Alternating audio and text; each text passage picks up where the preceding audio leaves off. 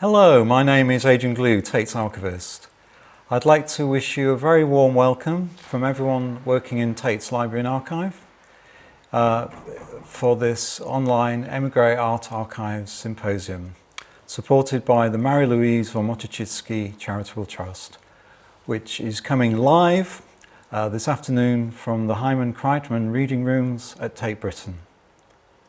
For those who may not have come across Tate Archive before, we house the National Archive of British Fine Art Practice here at Tate Britain. Having just celebrated our 50th anniversary, we now hold more than 1,000 archive collections, amounting to 20 million pieces relating to a diverse range of artists and arts organisations. Material collected ranges from correspondence, writings and preparatory artworks to photographs, press cuttings and increasingly born digital material. Although we have a staff of 7 to manage our holdings, we are often reliant on our supporters to enable us to have the fullest support to catalogue our largest collections. Today's symposium is a case in point as it marks the culmination of a 3-year project generously funded by the Marie-Louise von Motochitsky Trust to catalogue and selectively digitise 3 key archive collections relating to émigré art housed in Tate Archive. The sketchbooks of Polish émigré Jankel Adler, the professional papers of the art historian and Czech émigré J.P. Hodin, and the Viennese family papers of curator David Mayer. I'm delighted to announce that through the unstinting work of my colleague and project cataloguer Peter Eaves, who you will hear from shortly, and ably assisted by our former colleague Andrei Lazarev, all 3 of these collections are now fully catalogued and available to access online at archive.tate.org.uk. We also welcome personal visits by researchers who can register and make appointments to consult items in our reading rooms, which are open Mondays to Thursdays from 11 a.m. to 5 p.m. The Émigré Art Archives Project has witnessed many outputs with such as key texts translated from German into English by our dedicated and embedded translator Jonathan Blower, which have been added to relevant metadata on the online catalogue. And by the end of the month, digitised images from the Hodin and Mayer collections will join those of Adler's sketchbooks recently added online. And finally, I am pleased to say that the second of 2 commissioned films about J.P. Hodin and his circle, directed by Henrietta Norton, will shortly join the one on Jankel Adler via YouTube. So I'm delighted to announce that there'll be what we can call a world premiere of the Hodin film, screened after the Adler film during the comfort break. So do watch out for these AV treats later. Coming back to the programme and speakers, I'm pleased to say that we have a stellar lineup of academics who will present a series of short papers reflecting aspects of all 3 of these recently catalogued archives. The Trust funding has enabled us to engage as a dedicated convener for the symposium an experienced émigré art facilitator and curator, Joe Rosenthal, who will kindly introduce each of our speakers today. As you may have seen when registering, their biographies are available from the events homepage. Suffice to say that Glenn Sujo and Sarah MacDougall will start proceedings by discussing aspects of Adler's work and recognition. This will be followed by a Q&A session facilitated by Joe. Then, following the comfort break and the film screenings, the second half of the symposium will see Alexandra Lazar and Rachel Dixon examine J.P. Hodin's legacy followed by a fitting final paper by Ines Schlenker, exploring David Mayer's Viennese connections to Marie-Louise von Matuszewski and her family. There will also be a chance to ask questions via the chat after the conclusion of this panel too. As a finale to all that, we will hear this afternoon, I'm very pleased to say that we will be joined by the eminent Émigré art historian and chronicler Monica Boehm-Duchesne as the symposium's respondent. With all of this to look forward to, I will now hand you over to Joe to cover any housekeeping points before my colleague Peter tells you a little bit more about the three collections catalogued and his work on the project. So over to you, Joe. Thanks very much, Adrian. I'd like to extend a very warm welcome to all of you joining us live today, wherever you may be. We're so delighted to have you with us for this very special event. And although we aren't able to be together in person, it's fantastic to be with you in this moment as a virtual community of artists, archivists, art historians, curators, students, and enthusiasts from all around the world. Given the transnational focus of the event, it seems fitting to be utilising technology to stage this across borders and time zones. It has been a tremendous pleasure for me over the past months to serve as convener for this symposium, working with Adrian and his team at Tate Archive, and the excellent speakers who we're fortunate to have been able to gather here for you today. Having had a preview of the papers, I assure you that you're in for a treat. As Adrian has said, none of this would have been possible without the generous funding of the Marie-Louise von Matuszewski Trust, and I extend my thanks to the chair, Francis Carey, and all at the Trust for their support of this important work. So just before we begin, a quick word on housekeeping. As you've heard, we have two panels for you. The first will focus on the artist Jankel Adler, and the second will look at the art historian J.P. Hodin and the family archives of artist David Mayer. At the end of each of these two panels, we've set aside some time for a Q&A, which is your opportunity to pose your questions to each of the speakers. And we would love for you to submit your questions as they emerge throughout the event. So the way to do this is by using the Q&A function, which you'll find on your screen. And we'll do our best to work through as many questions as time allows. So now, without further ado, I will hand over to Peter Eaves, the project cataloguer who has worked extensively with these three archives, to share his insights and thoughts on the material. Over to you, Peter.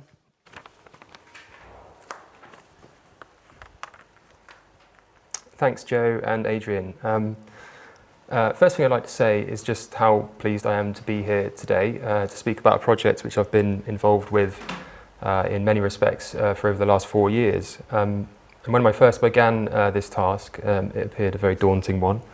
3 archive collections comprising over 300 disorganised boxes of materials in a variety of languages and varying in legibility from spidery to impenetrable. It's the clicker somewhere.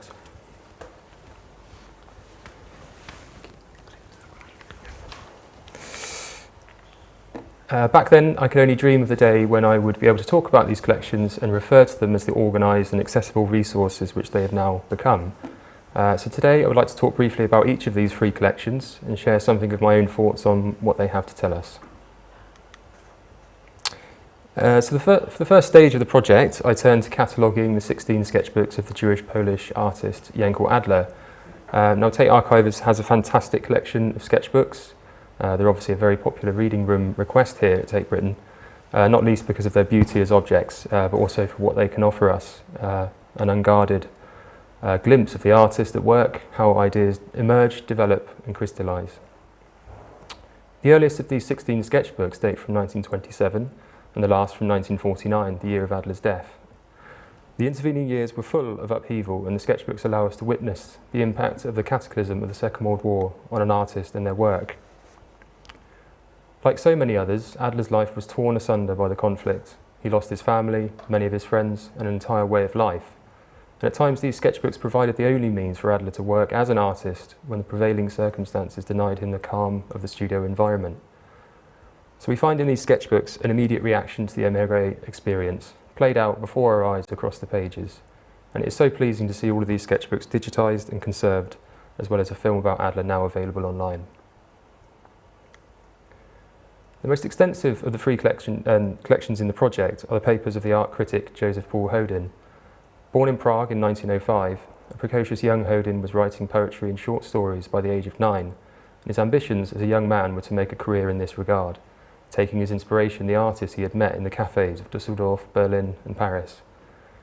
But following a move to Stockholm in 1935, he turned his attention firmly and forever in the direction of art criticism, when his knowledge of art and ability to understand the person behind it won the admiration of journal and newspaper editors in the country. There is an excellent representation in the archive of this formative and difficult period in Hodin's life, including the final letters from his parents who were murdered in a concentration camp in 1942, and the many desperate appeals and letters Hodin sent to remove them from danger. Hodin left Sweden after 10 years, bound for London, where he would live and work for the rest of his life. And he brought with him an expertise about a host of continental artists hitherto unknown in Britain, particularly those of the expressionist tendency which Hodin held a great affinity for.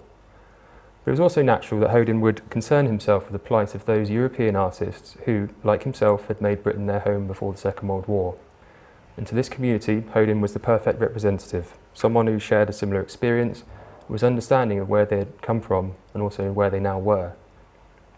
So Hodin's career spans 6 decades and has resulted in an archive numbering over 250 boxes. The scale of the archive owes much to this longevity as a critic, but also to his particular methodology of assiduous research and never writing of any subject without knowing them personally. And thus we find for each of his major subjects batches of what we have termed working papers, containing letters, questionnaires and artistic statements sent by artists in response to Hodin's often persistent demands. We also find reams and reams of Hodin's draft texts, notes, and in some cases, the results of his usage of investigative techniques, such as graphology, astrology, which he claimed could reveal unconscious strivings and failings in his artistic subjects. These working papers form the majority of the archive, varying in size from a single folder on, for instance, Graham Sutherland, to the 34 boxes devoted to Hodin's great friend Oskar Kokoschka. And they proved a challenge to catalogue, as the materials had been left exactly as Hodin had last used them. So it was important for us to strike a balance with the cataloguing between preserving this contextual record of his working habits, while also bearing in mind the clarity and accessibility of the catalogue for those who would be navigating it.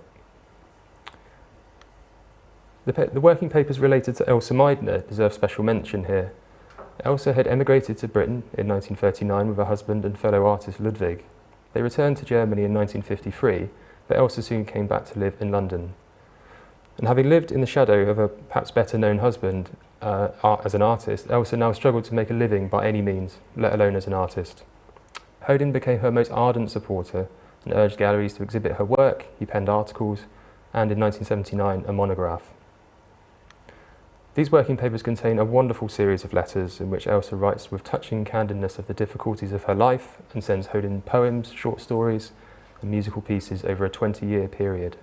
And this is a perfect example of the concern which Hodin held for the cause of the lesser-known artists, those whose reputations did not make it intact across the Channel, but whose experiences now live on within this archive.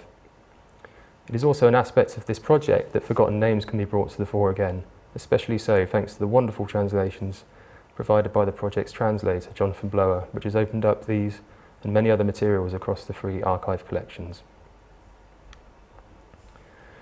The final element of the project involved the cataloguing of the family papers of David Mayer, a curator and publisher and scion of several interconnected Austrian families.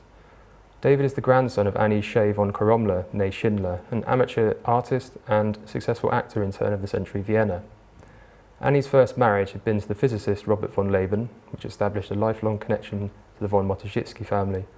She later remarried, but the marriage had failed by the early 1930s, after which time Annie emigrated with her 3 children to Britain. This archive provides a history of succeeding generations of an émigré family through time, and via these documents we can follow the progress of a family from the end of the 19th century into the tumultuous 20th century, and are then brought up to date by the activities of a member of the 3rd generation. Of particular note is a cache of letters sent by an aspiring poet and artist, Edward Renouf, to Annie from the years 1930 to 47. The letters describe the story of a love affair between an aspiring young writer and a supportive older woman, both of whom emigrated from the German-speaking countries to the Anglosphere in the early 1930s. Edward to New York, Annie to London. It is rather a tragic story of unrequited love, the breakdown of a marriage, the fragile mental health of sender and recipient, and the steadily diminishing fortunes of two formerly wealthy families. These three wonderful archive collections have a great combined story to tell us, and with the translations from German into English, have become so much more accessible to all. They take us from the scattered homelands across the European continent in the late 19th century to London in the 21st, documenting how an initial generation established themselves and how later generations built upon these foundations and continued their ancestors' contribution to the cultural landscape of their new homeland. And finally, all that remains for me to say is just watch this space, because over the coming weeks, additional digitised images from both the Hodin and Mayer collections, which are currently being processed, will be made available online via the Tate Archive's digitised collections page. Thank you very much.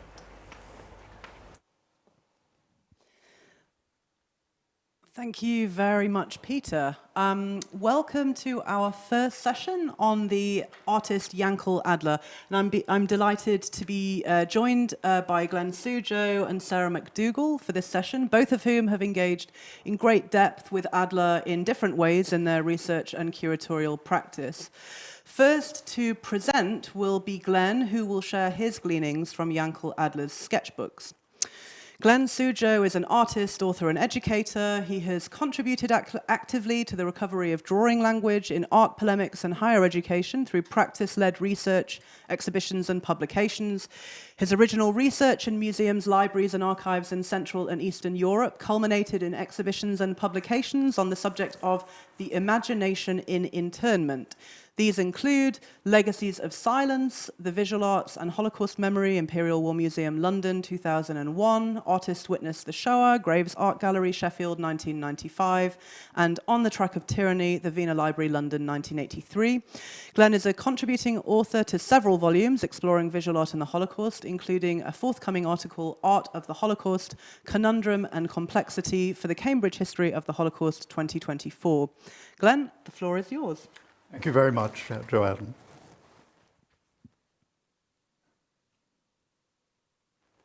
A number of titles published in the 1990s, now part of the canon, chronicled the flight of artists and intellectuals from countries under Nazi occupation to the West, a movement described by Karen Michels as, I quote, the most momentous transmission in the history of 20th century scholarship. More recent accounts have highlighted their lasting legacies in countries that, like Britain, offered sanctuary to those fleeing persecution. In their introduction to Forced Journeys, Artists in Exile in Britain, 1933 to 1945, authors Shulamit Ber and Sandra Gilman recognized the inherent contradictions and productive tensions that accompanied exile, invoking the words of the Palestinian-born critic and cultural historian Edward Said's Reflections on Exile. To see the poet in exile, as opposed to reading the poetry of exile, is to see exile's antinomies embodied and endured with a unique intensity. For Ber and Gilman, Said's reflections on the conditions of enforced exile reveal a perilous territory of non-belonging, of unpredictable states of being, of loss of native geography, family, and language, adding that, I quote, the new immigrants that arrived in Britain after 1933 brought an experience of alienation to an already discomfited Britain. With this brief preamble in mind, it seems appropriate to acknowledge the contribution of a distinguished colleague and friend, Dr. Shulamit Ber, who did much to advance the field of émigré studies and was responsible for bringing us together on previous occasions in November 2009 and again in 2013 to consider émigré artists and their archives. We recall her quiet but persistent presence, her thoroughness and dedication as a teacher and scholar of considerable originality. A Festschrift in her honor is planned early next year on the anniversary of her lamentable death. Attuned to the predicament of exile, this eye-catching illustration in Karl Arnold Kortum's satiric poem, Opinions and Deeds of Hieronymus Jobs the Candidate, also known simply as Die Jobsiad, circa 1780 to 84, lampoons the ceaseless wanderings of its fictional protagonist. Yet its humorous intent belies a more serious reflection on one of the divisive issues of our time, the forcible displacement of peoples driven by war, famine, persecution. Kortum's is a journey of the imagination through Europe and the Mediterranean, its territories demarcated by a dotted line and bound not for Jerusalem or the Kingdom of Judea, the vaunted destination of pilgrimage and maps of Christendom, but to Constantinople, latter-day Istanbul, as the small crescent moon above the pointed temple-like building on the right suggests, the seat of a powerful Ottoman Empire, still largely intact at the end of the 18th century, when Die Jobsiad was published. Kortum could not have foreseen, or indeed dreamt of, the inferences of this small wood engraving, its aerobatic, zigzagging lines anticipating modernism's experiments, and the instructional drawing manual of one of the 20th century's most inventive draftsmen, Paul Klee's pedagogical sketchbook of 1925. Its prodding and provocative arrows direct our attention helter-skelter across the white page. Klee's maxim, quote, an active line on a walk, moving freely, without goal, a walk for a walk's sake, unquote, is axiomatic of modernism's experiments with line and the drawn mark, and places a high bar on notions of artistic agency, privileged spontaneity, and expression explored in this presentation. Childlike in its apparent simplicity and directness, Klee's Burdened Children intimates a more serious purpose with its bizarre, joined up, homunculus-like figures on the move, freighted with the accoutrement of travel. Their playful appearance belies a premature, adult awareness of the realities of homelessness, aimless wandering, and exile. There follows a brief introduction to the sketchbooks of the Polish-Jewish artist and émigré. Notice the two hyphenated couplets there. Jankel Adler, 1895-1949, with occasional references beyond this corpus, notes on his working method and notational systems, and their place in the modernist canon. Raised in a traditional Jewish household in the rural outskirts of Łódź, at the heart of Poland's textile industry, and often compared to Manchester, the eighth of 12 siblings, Adler was drawn to Eastern strains of Hasidic mysticism at a precocious age, and soon after to more radical expressions of Yiddishkeit, the culture of Eastern European Jews, reflecting the Jews' growing participation in the artistic, scientific, and intellectual life of a newly restored independent Poland after the First World War. This move was often accompanied by gradual assimilation into the mainstream hegemonic culture and language.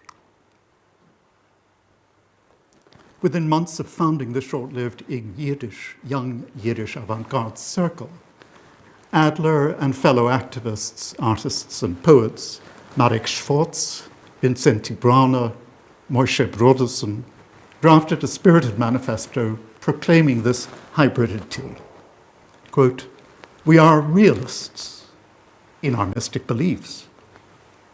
Authenticity and truth have not come too soon.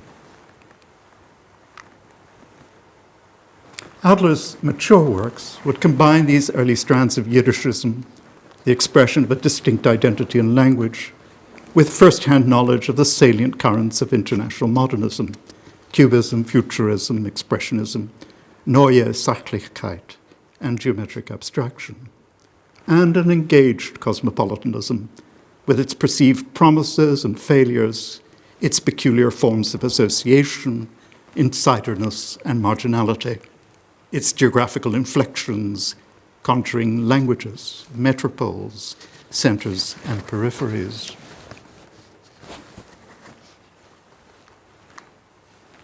In a far-reaching essay on the occasion of the Arts Council's Jankel Adler Memorial Exhibition in 1951, the critic Michael Middleton described the artist's self-appointed task as, quote, to catch the vigor of Picasso, the scale of his bold inventions, and express them with the perfection, intimacy, and musical finesse of Glew, unquote.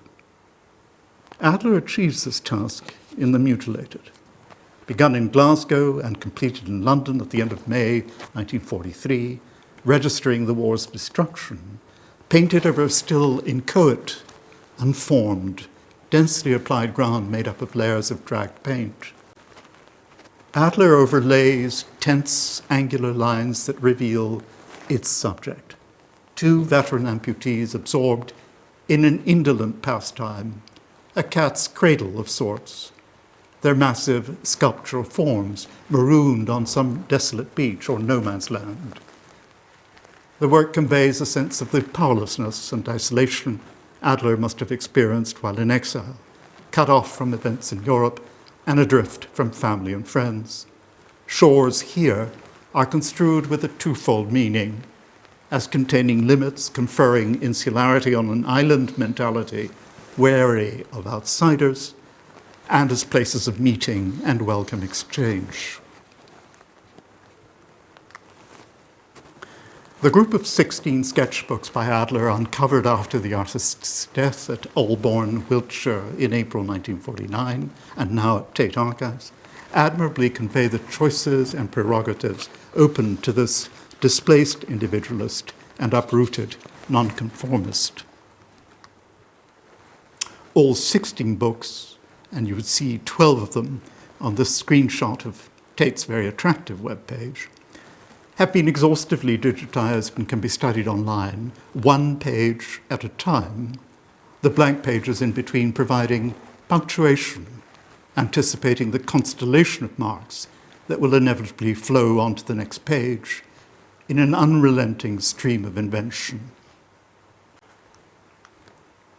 At times of uncertainty or in flight, Adler's sketchbooks offered surrogate domicile, the words of the exiled poet and returnee Hilda Domine, which echo this predicament. I quote, "Exile, impossible to lose. You carry it with you. A desert, pocket-sized," unquote. Intellectually restless, impatient, and prone to doubt, Adler's sketchbooks suggest a contested terrain of converging, diverging paths, bridging auspicious beginnings and thwarted endings.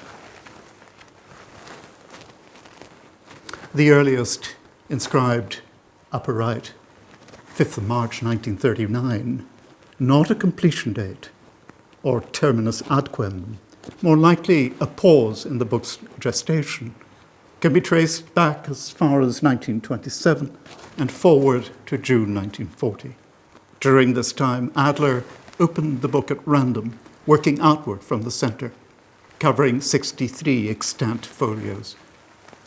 Together with the artist's talit, his ritual prayer shawl, this was among his most cherished possessions, secreted on his person during the perilous channel crossing from the port of Saint-Nazaire in northern France to Britain, in the retreat of Allied forces in June 1940, in what became known as Operation Ariel.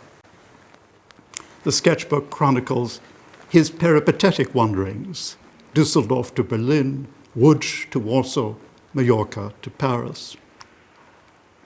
Its end pages reveal a growing admiration for the renowned painter and muralist Fernand Léger, whose works Adler had rediscovered during a sojourn of 18 months in the coastal town of Cagnes-sur-Mer, within striking distance of Biot and Juan-les-Pins, today associated both with Léger and with Pablo Picasso, of course.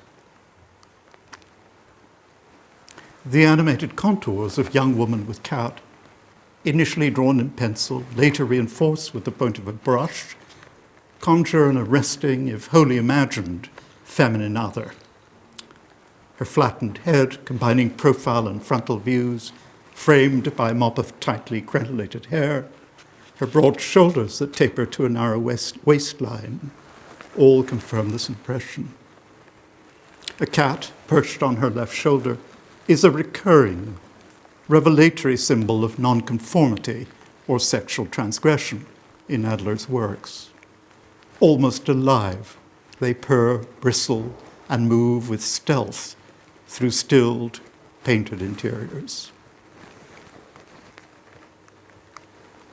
Adler was primarily concerned with urbane living, the city as habitus, where, moving comfortably between languages and cultures, he found an echo for his cosmopolitanism. The appearance of three closely related, eye-catching studies of rural subjects are therefore a rare occurrence and deserve brief mention.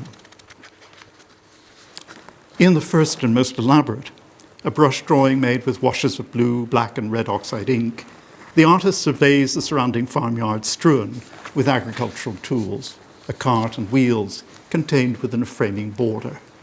The small, well-camouflaged figure, lower right, peers from the scene as if alert to an intruder. Adler returned to the scene in a second, abbreviated monochrome study made with quick, nervous, jabbing marks and a metal pen. A third and loose sheet, identical in size, but now in the collection of the Von der Heydt Museum, Wuppertal, completes the sequence.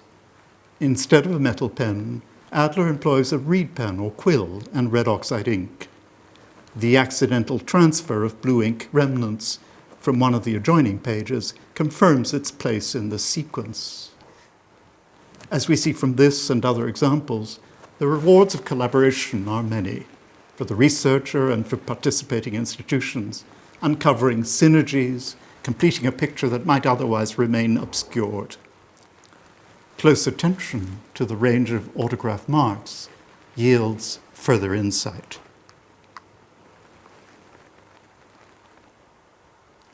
The experience of a long and often circuitous journey that for Adler began at the margins, drawn to the centers of culture, sharpened an ear for the nuances of language, an attentiveness to the syntactical structure of drawn marks, their expressive and symbolic possibilities.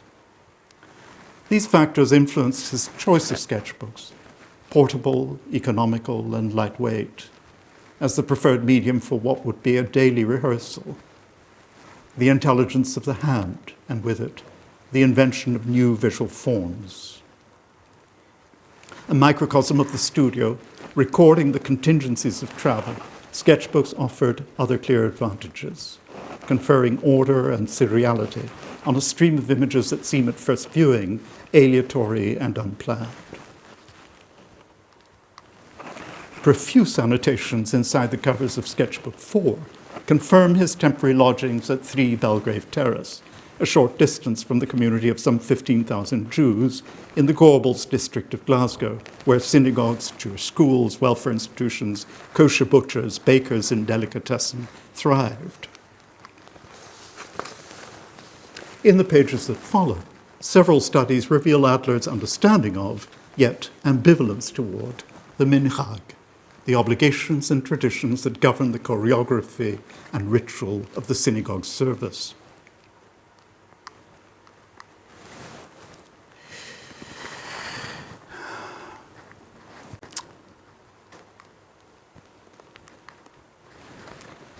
My apologies. In the first, a shadowy figure in profile, right, stands at the threshold of the sanctuary looking in. Viewed up close, his features are demonstrably those of Adler himself. By contrast, the seated figure in rapt prayer and wearing the ritual talit, prayer shawl, and tefillin, phylacteries, has a grand, almost imperious bearing, summoning the patriarchs, Abraham, Isaac, Jacob. In the second sheet, on your left, we encounter the congregation at large, Kehillah in Hebrew, and at its center, the synagogue's chazan, or cantor, wearing the Ashkenazi onion-domed ceremonial head covering. Over leaf, page on your right, cantor and congregation dissolve into an eddy of swirling lines that onion dome now a distant orb. Adler was well aware of the existential threats which the war in Europe posed to Jewish life. Back in Glasgow, he received news that members of his entire family had been murdered in circumstances that still remain unclear. Modernism, emancipation, and assimilation placed new pressures on Jewish communities beyond the shtetl. Restless and on the move, Adler himself evinced a cultivated detachment from his own culture of origin, practicing an unconditional receptivity to cultural others. Those concerns make Adler a subject of intense interest today, asking us to reflect, in author Julia Kristeva's words, on, quote, a mature acceptance of the otherness within us all, unquote. The recent publication of Jankel Adler Metamorphosen des Körpers, Metamorphoses of the Body, von der Museum Wuppertal 2022, with an introductory essay by Katerina Kostyuchenko, offers new insight and useful parallels with Tate's digitized holdings. One group of studies in particular sheds new light on what is perhaps one of Adler's most evocative post-war works, Treblinka, 1948, or Treblinka, so titled after the notorious extermination camp located northeast of Warsaw, where an estimated 700 to 900,000 Jews were murdered during the deadliest phase of the final solution. These studies graphically recall the Orthodox ritual known as kaparot, the live slaughter of an animal, a boiling fowl or similar, in accordance with halachic or religious law ahead of the Yom Kippur service, the Day of Atonement, the most solemn date in the Hebrew calendar. The earliest of these sketches, a fleeting sketch drawn in ink, shows the butcher boy with his block, bucket, and the sacrificial bird strung up by its talons. This and the adjacent group of studies, also in the von der Heydt Museum, confirm the theme of sacrifice, and together with a more accomplished pen and ink drawing private collection, London, provide the impetus for the protagonist at the center of Adler's Treblinka 1948. Adler's personal papers reveal a prescient regard for developments in Europe and the deadly and grinding progress of the war. They include a copy of a service of prayer and intercession issued by the Office of the Chief Rabbi in London in 1940, and a group of press cuttings that appeared shortly after liberation of Majdanek camp at Lublin, Poland, on the 22nd and 23rd of July 1944. In the aftermath of World War II, a resistant strain of figuration swept through Europe in step with prevailing ideas: Marxism, anarchism, existentialism, psychoanalysis, and the death of God. Invoking the language of new figuration, Kostyuchenko suggests that representations of the broken or fragmented body in Adler's work are an expression of the profound and shattering experiences of war, exile, and grievous loss. The metamorphoses and myriad permutations of the body that we see in Adler's work aptly reflect, quote, the fragility of human existence, unquote. Those earlier studies we looked at a moment ago clarify persistent doubts over the iconography of the protagonist at the center of this remarkable work, inviting commentary and some far-fetched interpretation. Art historian Ziva Meisels invoked the traumatic memory of the recent past, insisting that Adler's abstraction, his retreat from representation, signaled a withdrawal or incapacity to face the horrors of the Holocaust directly. Instead, she observed, he broached the subject tangentially through a personal mythology of coded signs with precedents in the Agadic literature associated with magic spells, but also, I would add, the ornately illustrated pages of the Haggadah read over the Passover meal. Maisel cites other sources for the loathsome, quote, two-headed hydra, unquote, a reference to this towering figure, adding that at Treblinka, Adler seems to imply in 1948, the year of the establishment of the State of Israel, the Germans succeeded in chopping off the head of the Jewish people, but in its place, two immediately grew, unquote. In Treblinka, those upstretched limbs, like the upended talons of the sacrificial bird, sound a different chord. Before, during, and after the war, Jewish artists such as MacDougall in Paris, William Gropper in New York, and Hans Feibusch in London and Chichester appropriated the image of a Jewish Christ, the crucified Son of God, as a powerful symbol of Jewish suffering, victimization, and sacrifice during World War II.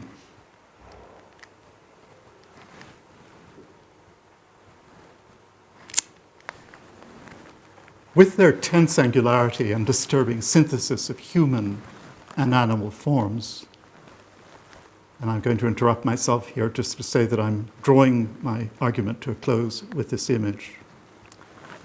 With their tense angularity and disturbing synthesis of human and animal forms, a group of contemporary studies in Tate Archives reveal Adler's sullen mood in the last year of his life, a mood also echoed in the work of the group of young British sculptors exhibiting together at the Venice Biennale in 1952. In a review of their work, the renowned art critic Herbert Reed remarked, "These new images belong to the iconography of despair or of defiance, and the more innocent the artist, the more effectively he transmits the collective guilt. Here are images of flight or ragged claws scuttling across the floors of silent seas, of excoriated flesh, frustrated sex, the geometry of fear." Far from signaling, in Maisel's words, a retreat from representation or an incapacity to face the horrors of the Holocaust, Adler's synthesis of figuration and abstraction augur an even more portentous subject, the devastating consequences for humanity of technology's destructive potential. Thank you. Thank you very much, Glenn. And now it's my pleasure to introduce Sarah MacDougall for a very different take on Adler and his archive. Sarah is director of Ben Uri Gallery and Museum and heads the Ben Uri Research Unit for the study of the Jewish and immigrant contribution to the visual arts in Britain since 1900, as well as Ben Uri's collections and exhibition programming. She co-curated Jankel Adler, a degenerate artist in Britain 1940 to 49 in 2019, and presented Europe in Scotland, Joseph Herman, Jankel Adler, and the Émigré contribution to Scottish visual arts 1940 to 43 at the University of Edinburgh online conference in 2022. Sarah is a committee member of the Research Centre for German and Austrian Exile Studies, University of London, and she co-edited Yearbook 18 on émigrés and the applied arts. Over to you, Sarah. Thank you very much. Following on from Glenn's wide-ranging discussion of Jankel Adler through the lens of cosmopolitanism, my paper now narrows the focus to explore a short defined period and specific locale within Adler's peripatetic life, tracing his personal and artistic exilic narrative during the 3 years that he spent in wartime Scotland. Although this paper is not wholly focused on the Tate Émigré archives, it does seek to discover what Adler's recently digitized sketchbooks may tell us about this sojourn, its influence, if any, upon his practice, and his cultural engagement with the city of Glasgow and the artist's colony at Kirkcudbright en route. In questioning the wider relationship between archives and biography, it becomes apparent that, In spite of, or perhaps because, of their richly diverse content and lack of straightforward chronology, a linear reading is neither advisable nor indeed possible, particularly within a biographical framework. In fact, the sketchbooks offer further proof, should it be needed, that the fractured histories of the émigré, particularly those, like Adler, who had been repeatedly displaced, transiting through multiple host countries and leaving traces in each, can never be fully reconstructed. Instead, materials such as the sketchbooks allow us valuable glimpses into the artist's rich imagination and working processes, offering further fragments that, when pieced together from multiple sources, help recover parts of these still incompletely gathered émigré narratives. Jankel Adler arrived in Scotland on the 22nd of June 1940, as we have heard, evacuated with the Polish army from Dunkirk. Driftwood, as the artist Michael Middleton termed it, cast upon a foreign shore by the European hurricane. He once again faced the uncertain task of attempting to rebuild his life, career and reputation in a foreign land. Yet this time, one in which he was not known and unable to draw upon the established European networks he had so formally done so. His slate, as Middleton further observed, had been wiped clean. Yet, as Anne-Marie Heibel's catalogue raisonné of the artist's paintings attests, in the 9 years remaining to him, he not only completed a large body of new work, around 240 paintings and innumerable sketches and drawings, but also established himself once more as a painter of reputation and influence in this, his third and final host country. Although less than 50 paintings are credited to his Scottish years, arguably, as with fellow Polish-Jewish refugee artist Joseph Herman, with whom Adler would shortly be reunited in Scotland, this period represented a settled interlude, allowing him the space and opportunity to revisit and develop themes which had been present in his work since 1933, referencing his national, Jewish and artistic identities, his dislocating experience as a refugee from Nazism, and the horrors of warfare. During this period, as we have heard, he would initiate some of his most significant late works and/or to begin the working process towards others, such as The Mutilated, No Man's Land, and The Beginning of the Revolt, which he would complete shortly after in London. Initially, Adler was sent to a camp in Sanquhar in Dumfries in Galloway for further training as a soldier, but a little-known account transcribed by Herman has revealed that by September he was confined to the Polish Army's disciplinary camp at Kingledores near the town of Berwick-upon-Tweed in the Scottish borders. He was visited by a Polish Catholic priest, Father Jan Starostka, who noted that Adler was grateful for any books or magazines, wore the Polish Army uniform, was timid and shy and took his punishment quietly, but did not mention that he was an artist until Yom Kippur, the 11th to 12th of October 1940, when he suddenly asked for canvas. When only an old tabletop from the laundry could be found, Adler improvised, drawing upon it first in charcoal, and then painting in oils that he had with him a highly idiosyncratic version of the famous Madonna, the Polish Madonna of Częstochowa, draped in pearls and precious stones, but with tears in her eyes, surrounded by Polish children lamenting their dead mothers, instead of the traditional angels near her crown.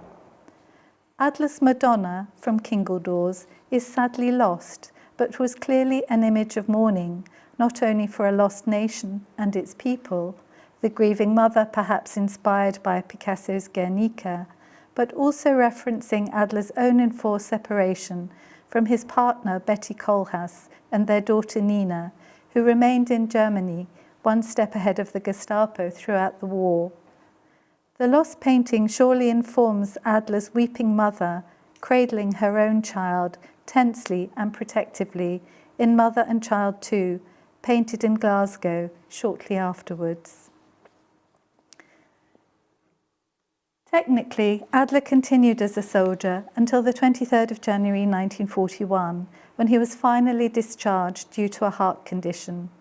In practice, he was released shortly after Yom Kippur, finding temporary accommodation with a minister in Coatbridge in North Lanarkshire, about 10 miles east of Glasgow.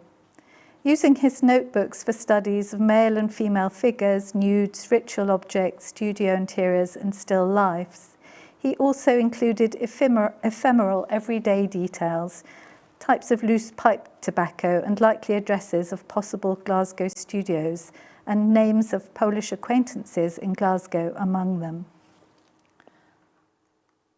One of his first significant actions was to make an inventory of works inscribed Coatbridge 6, 24th of October 1940. In December, Adler made the move to Glasgow, where his earliest supporter, the Estonian-born Jewish sculptor Benno Schatz, generously gave him his first exhibition in his own studio.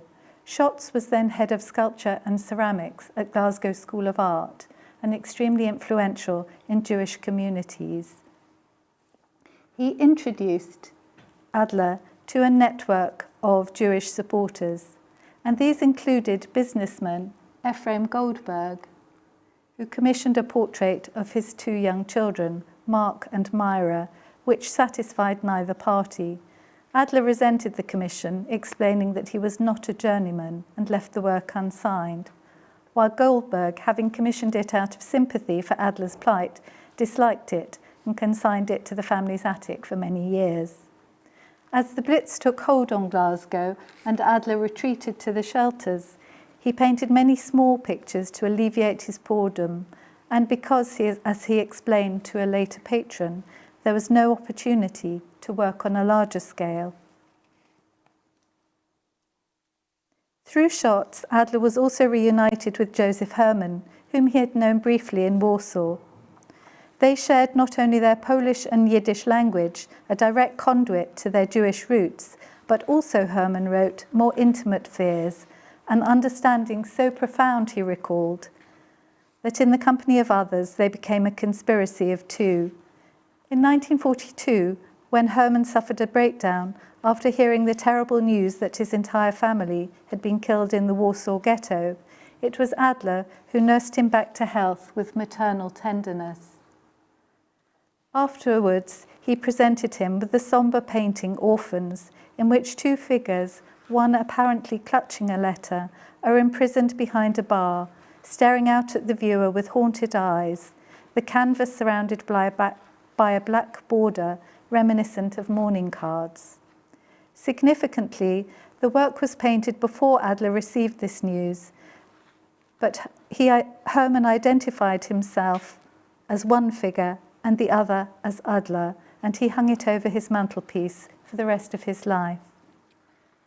Adler stayed briefly with the young Scottish artist William Crosby in January 1941, with whom he could perhaps reminisce about Paris, where Crosby had lived from 1937 to 1939, while studying under Leger and Mayol. He would join Adler and Herman among the many artists and writers in Glasgow in this period, who contributed to what Dennis Farr called, quotes, a surprising resurgence of vitality in all the creative arts in the city at a time which could hardly have seemed less propitious for such a revival, end quote. Both became influential members of the Glasgow New Art Club, formed as an alternative to the established Glasgow School of Art and the Glasgow Art Club, and founded by Scottish colourist J.D. Ferguson and his wife Margaret Morris, founder of the eponymous dance schools, and in August 1940 of the Celtic Ballet. Although Dennis Farr has suggested also that they helped to inject a new, quotes, spirit and sense of professionalism into the Glasgow art world, end quotes, this may be overstated. as Alice Strang has previously established that far from a cultural backwater, with the outbreak of the Second World War, the centre of progressive Scottish art had in fact transferred from Edinburgh to Glasgow. Contemporary Scottish artist Donald Bain later wrote that, quotes, "No one in London knows of the movement and tremendous upsurge in Glasgow in 1940, end quote. And Adler too, in the summer of 1943, would write of, quotes, standing with both feet in the midst of a cultural upsurge, despite the wave of destruction caused by the war. His influence has been cited in the strong expressionist flavour common to much of the work shown at the New Art Club and its successor, the New Scottish Group. Adler and Herman have also both been credited with inspiring the birth of the New Art Club's short-lived offshoot, the Centre, which opened in spring 1941 at 7 Scott Street, founded by the left-wing aristocrat and publisher David Archer, and later described as, quotes, a sort of aspiring ICA in Glasgow. Established with funds raised by the sale of paintings donated by members, decorated downstairs by Adler and upstairs by Herman, the centre combined a gallery, bookshop and coffee room. Its first secretary was R. Crombie Saunders, later editor of Scottish Art and Letters. He may have given Adler one of the sketchbooks, number 5, I believe, which is from Hill Head School, where he himself had been educated. During its 18-month duration, the centre held literary events, including poetry readings, including by Dylan Thomas, and 4 solo exhibitions, one each on Adler, Herman, and the 2 Scottish painters Crosby and Andrew Taylor Elder, the latter much influenced by the Eastern European melancholy or Weltschmerz discernible in Adler and Herman's work. Painter and later filmmaker Louise Anand, the sometime secretary, record members' familiarity with the work of Franz Marc and Paul Klee from the tour of the 1939 exhibition of 20th century German art, originally held the year before at London's New Burlington Galleries as a riposte to the Nazi degenerate art show, and then touring to Glasgow's McClellan Galleries in Sauchiehall Street. She described this as opening a window for the young Scottish artists. Adler, who had met Picasso and worked alongside Klee, impressed them as a living link to these artists and a direct conduit to European modernism. Sadly, no catalogues nor the centre itself from these exhibitions have survived, and it has been suggested that the demise of the centre coincided with Adler's own departure from Glasgow. It has been further suggested that during this period, Adler acted as unofficial arts advisor to Archer. In 1942, his Parton Press had published the Greenock-born W.S. Graham's second book of poems, Cage Without Grievance, illustrated by recent Glasgow School of Arts graduates, Robert Frame and Benjamin Krem, reflecting their admiration and emulation of Adler, and through him Picasso, in their distinctive graphic style. They joined a small group of artists who gathered around Adler, the master, they called him, and he taught them informally, mainly through criticism and example. Frame described Adler's most outstanding virtue as a painter as, quotes, his acute sensitivity to the matière and the extraordinary imagination with which he used it. Adler's first solo exhibition in Glasgow, comprising 24 works, opened at Annan's Gallery, 518 Sauchiehall Street, on the 4th of June 1941, with J.D. Ferguson contributing the catalogue forward, in which he welcomed Adler as an artist in whose work could be found, quotes, great force and extreme sensibility, a great contribution to Scotland's fight for free expression in art and liberation from the idea that photographic and anatomical accuracy are standards for judging painting. These works of Adler's are some of the best modern paintings I've seen. Is Scotland hospitable enough to see their great qualities and to benefit by them? A local paper, in reviewing the exhibition, echoed this point. What may be questioned they pointed out, is whether this type of art, which originated from foreign and different conditions, will be appreciated in the Scotland of today. Although Adler claimed that, quotes, for the painter, the bagpipe sounds are a new colour to his palette, the Hebridean songs and the songs of the Highlands are a doorway to a new space, end quote, there is little sign that his sojourn in Scotland specifically influenced his work. Instead, the titles of his works, including Orphans, Death of Eric Mushaum, Anguish, Death of a Peasant, and Mother and Child too, demonstrate how he continued to draw upon his Jewish heritage and his recent traumatic experiences. In his autobiography, Schatz explained that Adler's exhibition at Annan's Gallery was a commercial failure, and it was this which induced him to inaugurate the art collection of the Glasgow Jewish Institute, which had been founded some years earlier at Portland Street in the Gorbals. According to the Jewish Chronicle from the 29th of August 1941, 2 pictures by Adler, described as a Polish Jewish artist, have already been presented to the new collection.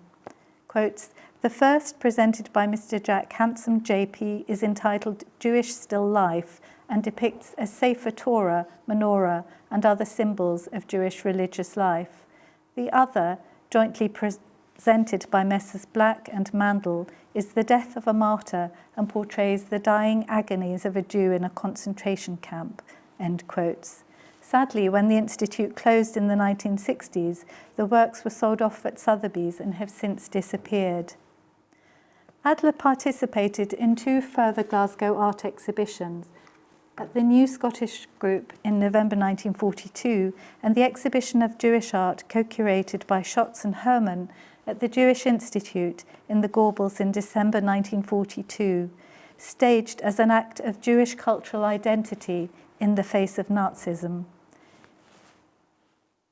It introduced the Scottish public for the first time to European Jewish masters, many from the School of Paris, including Chagall, Manet Katz, Modigliani, Soutine and Zadkine, as well as British Jewish painters, including David Bomberg, and more recent refugees from National Socialism, the majority of whom Adler would afterwards encounter in London, including Alva, Martin Bloch and Hans Feibuch, as well as the curators themselves. Adler showed 2 oils, The Death of Erich Mushaum, one of the lost works, the Jewish writer and anarchist murdered by the Nazis in Orienberg concentration camp, who has also been commemorated in works by George Gross, and Mother and Child, the 3rd showing for this picture, which was clearly important to him. Earlier, in August 1942, Adler had relocated to the celebrated colony in Kirkcudbright in southwest Scotland, initiated by the Glasgow Boys and nicknamed the Scottish St Ives, which continued to attract artists and craft workers for almost a century, including in the 30s and 40s, Lena Alexander and James Gunyon Tim Jeffs. However, Adler's work has nothing in common with these artists, and he seems to have made no contacts among them. He may have followed Margaret Morris's relocated summer school, but his 9-month stay probably resulted instead from his friendship with the poet W.S. Graham, part of his left-wing Glasgow circle and then unofficial poet-in-residence at the new Kilcahanty School near Castle Douglas. It was Graham who translated into English Adler's article Memories of Paul Clay, published in October 1942, in Horizon, the left-leaning literary journal funded by Peter Watson and edited by Cyril Connolly. Thereafter, Adler devoted himself to create an ambitious portfolio of works for his upcoming exhibition at the Redfern Gallery, London, in June 1943, organised by Émigré Erica Browson and including the standing nude Venus of Kirkcudbright, representing, quotes, the primeval figure of the European woman, end quotes, rather than a specific Kirkcudbrightshire model.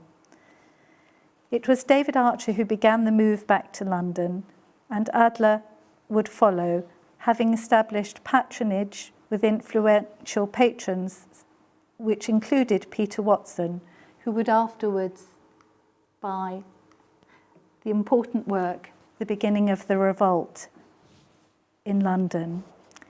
In conclusion, in Scotland, Adler had built up his networks, both Jewish, artistic, literary and avant-garde, made a body of new work and picking up on the narrative of his previous work. The archive contributes to the biographical story of Adler and, most importantly, allows us glimpses into his working process. Thank you very much, Sarah. Two very different, very complementary presentations. I really enjoyed them both. Before we take a break shortly, I should say that the break will have two short film treats for you, so don't disappear during the break. But before we do break to see those films, I think we have a little bit of time for some questions, and I'll give you a second to get your breath, Sarah. I'm going to pose a question to you, Glenn, first, if I may. The lasting image that I'm left with from your presentation is the image of the sketchbooks, Adler's sketchbooks, as a surrogate domicile. It's a very beautiful image, and very, very fitting for a symposium on émigré artists. Also, similarly, I guess there's the image that you shared of the microcosm of the studio, the sketchbooks as a microcosm of a studio. And I just wondered if you, as an artist yourself and someone for whom travel and movement and crossing all sorts of borders in your work, whether this microcosm of a studio, this surrogate domicile, resonates for you yourself. It's a beautiful, beautiful idea. It's Hilda Domin's idea, who was in exile and was in the United States for some period of the war, in any case. And she elaborates and speaks of exile as a condition that you can't lose, that you carry with you. A desert, she says, pocket-sized.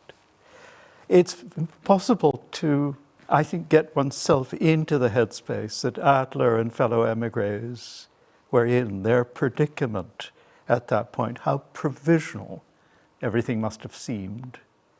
And we haven't really talked about what happens to Adler in his thinking life very much at the end. It's important, I think, to bring to the foreground the fact that in 1947 he has what is probably the most important moment of his recognition internationally, with two major shows in Israel, in Tel Aviv and Jerusalem, 1947. And of course, the Arab-Israeli war brings all communications within the country to a standstill. It means that the paintings remain in embargo. Adler did not know the outcome of that very large body of work that at that point was in Tel Aviv, waiting to leave. He had no news, and news came only in a letter in 1950-51 to his lawyer at the time and close friend, Charles Orkin. And I imagine that for Adler must have been devastating, because that too was, in a sense, his home, his most prized possessions, the work of a lifetime. So I think that it's in that very provisional space, and I've been relatively fortunate, in spite of all my movements, really, in that sense. And my practice is more sedentary, but I can see that the sketchbooks were absolutely essential in Adler's strategy, artistic strategy. Thanks very much, Glenn. Just a reminder to all of you tuning in from home to please do feel free to submit any questions that you'd like to pose to Glenn and Sarah. We do have a few minutes before we break shortly. But while we're waiting for those questions to come in, Sarah, if I may, I was struck by how convincingly you sort of showed some of the challenges of this work, working with these archives. I think you referred to the difficulty of recovering these émigré histories, of trying to piece together stories that maybe we can't piece together. There were a number of paintings that you referred to which have been lost or you're still trying to find. Maybe you can share a little bit about that. There was catalogues that have since disappeared, and you're doing fantastic work at Ben-Uri at the research unit, building up our knowledge of these émigré artist stories. So I just wondered if you had anything to share on that, or in particular maybe some of the paintings that you talked about. I was struck by the image of Adler asking for a canvas and being given the door to a laundry room in the Polish training camp. Really, really fascinating material, so please do share more. Okay, yes, I love that story, and I would love to find that painting. The priest that I mentioned actually went on to work when the camp was disbanded in a place called Ashby Folville, and I am, curious to know whether somewhere within the town, within the church perhaps, there might be an Adler either in disguise or perhaps unrecognised there.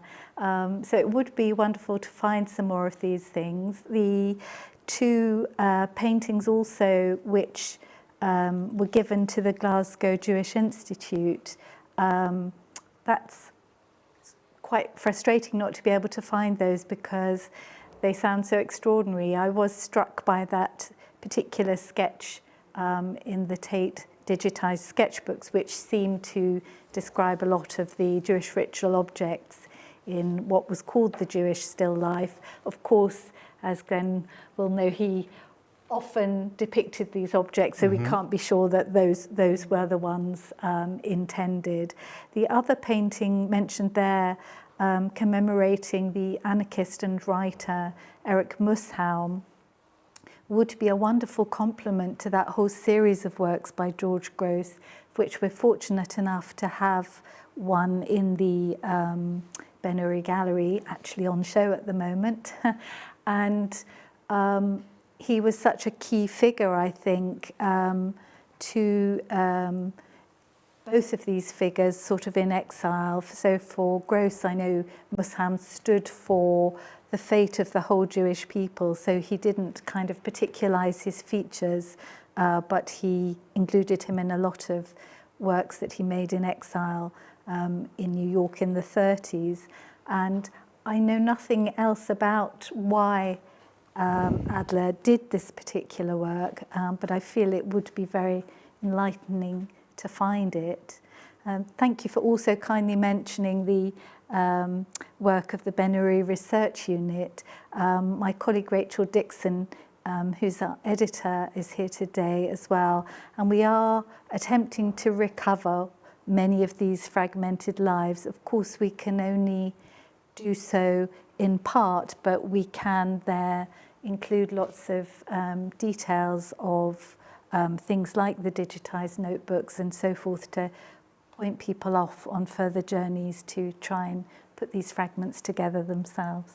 Thanks, Sarah. That's great. I think we just have a couple of minutes left before we go for the break. So I had a question that I'll throw out. Either both of you can respond if you'd like. For me, the totality of both of your presentations really presents a very, very rich and complicated portrait of who Jankel Adler was. You cover so much terrain, and there's really a lot to absorb. There's Adler as the Polish artist, there's Adler as the Jewish artist, the Yiddishist, the internationalist, the European modernist. And I wonder whether, in the couple of minutes that we have left, you might want to distill a minute each, maybe. Glenn, which Adler emerges, if you have to say, from the sketchbooks, and Sarah, from his time in Scotland, how would you characterise that? Glenn, would you like to start? Well, I think for me it's the cosmopolitan Adler, who is a deeply hyphenated figure. That is, he has these multiple identities and moves seemingly with ease between them. He has this grasp of languages. He has apparently a good ear for languages. And so I'd like to hold on to that with all the underlying tensions that means. That is a sort of someone who is receptive to others, to the other, in a sense. And that's, for me, the great lesson, really, of that life. Thank you. Sarah? I think I would have to agree with Glenn. And this phrase that Glenn used of this ability to move freely between all those identities. So I think he adapted, but naturally, to these many environments he was in. So he was able to mix with the Jewish community in Glasgow. He was able to inspire the avant-garde artists. The traditional commission was less successful, but he was able to bring out these different aspects of himself. He was someone, it seems to me, who was able, he was so used to traveling about, to being embedded in so many communities. He always mixed also with writers, with intellectuals, had his own political views. So I think he never was only one part of himself, but he was always attempting to reconcile them. Thank you. Sadly, we're going to have to leave it there. Now, I'm very, very excited to let you know that we're going to be screening 2 short films that we have produced as part of the Émigré Art Archives Project at Tate. The first of the 2 films is appropriately on Jankel Adler and his sketchbooks, and you may notice Glenn appears in the film. And the second of the films will be on JP Hodin, who we'll be hearing about when we come back from the break in the second panel.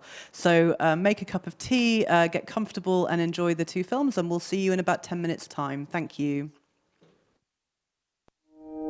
The word charisma is overused, but when he entered a room, he had such energy and exuberance. And of course, it was the first artist studio that I had ever been into, surrounded by his paintings and easels and drawings and everything, and a couch where he slept. My name is David Orkin, and I'm the son of Charles and Reggie Orkin, and they were close friends of Jankel Adler. I'm interested in Adler's world, but I'm also interested in the fact that in Adler we have a figure who was both part of the Jewish world. He grew up in a traditional Yiddish-speaking, Orthodox, observant family. And his other journey is this journey into assimilation and modernism, I would say even more so. Jankel's life was one long journey, from Watch, where he was born, through to Germany. When Hitler came to power, he obviously had to leave Germany, and he moved around again and ended up in Paris, had a studio, I think, next door to Paul Klee's. They were very good friends. He obviously was a compulsive drawer. He had to have a pencil in his hand, and he had to have a sketchbook, and he would just work it away. What we're looking at is a life across, 1927 through 1949 in these sketchbooks. So these sketchbooks actually materialize this man's thought process, his thinking life, and his movements. So when I look at this, I can see Adler getting on those boats at Dunkirk for the evacuation out of France to British shores. He's carrying this under his arm. He was brought to Glasgow, was in an internment camp for a while there. He brought with him the whole continental attitude towards painting, which was largely unknown, and it was very invigorating and exciting for the Scottish art scene, which in Glasgow, even during the war, was apparently very strong and ongoing. What we have here is perhaps the first of the Glasgow sketchbooks, and we sense that Adler is trying to lay down some roots in Glasgow, and as we turn the pages, indeed, he steps into the congregation. What we see is that the onion dome, the ritual dome head covering that the Chazan is wearing, becomes this setting sun shape. And below that, the congregation dissolve into this shimmering mass. And this is a very poignant moment, and one senses that there is a crisis in the Jewish world. When Jankel Adler died, was that my father was the executor of the will, so the first thing he had to do was to preserve everything that was in the studio. Amongst those were the sketchbooks, which he put into a large portfolio. And I don't think people really looked at them for many years. This is a glorious sketchbook.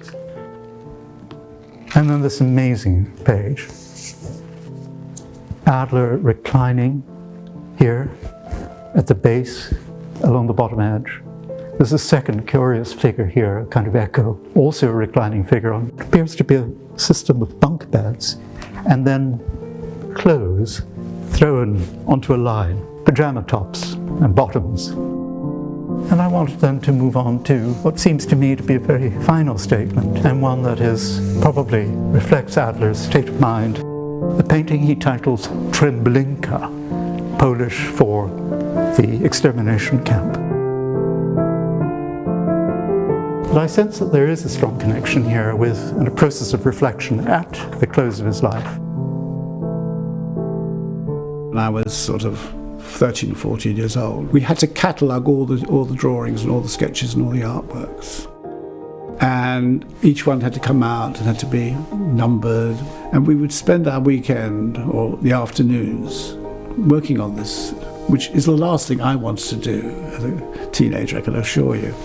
But Adler just became part of my vocabulary, my visual vocabulary. So it's very difficult for me to be at all objective about them. I look at them and they're a part of my life.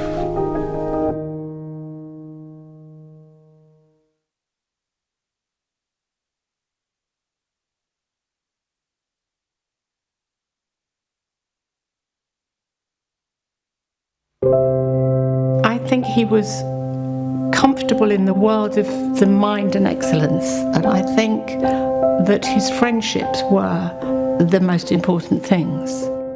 So Joseph Paul Hodin was an art historian, a writer, poet, artist, art theoretician and critic, philosopher. He grew up in early 20th century Prague. He was dedicated to reading and poetry and wanted to become an artist.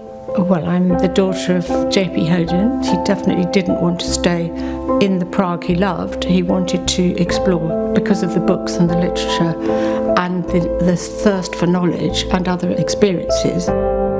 His family stayed in Prague. Several futile attempts were made to get them out of Prague and to get them to immigrate, and they wrote heartbreaking letters to each other.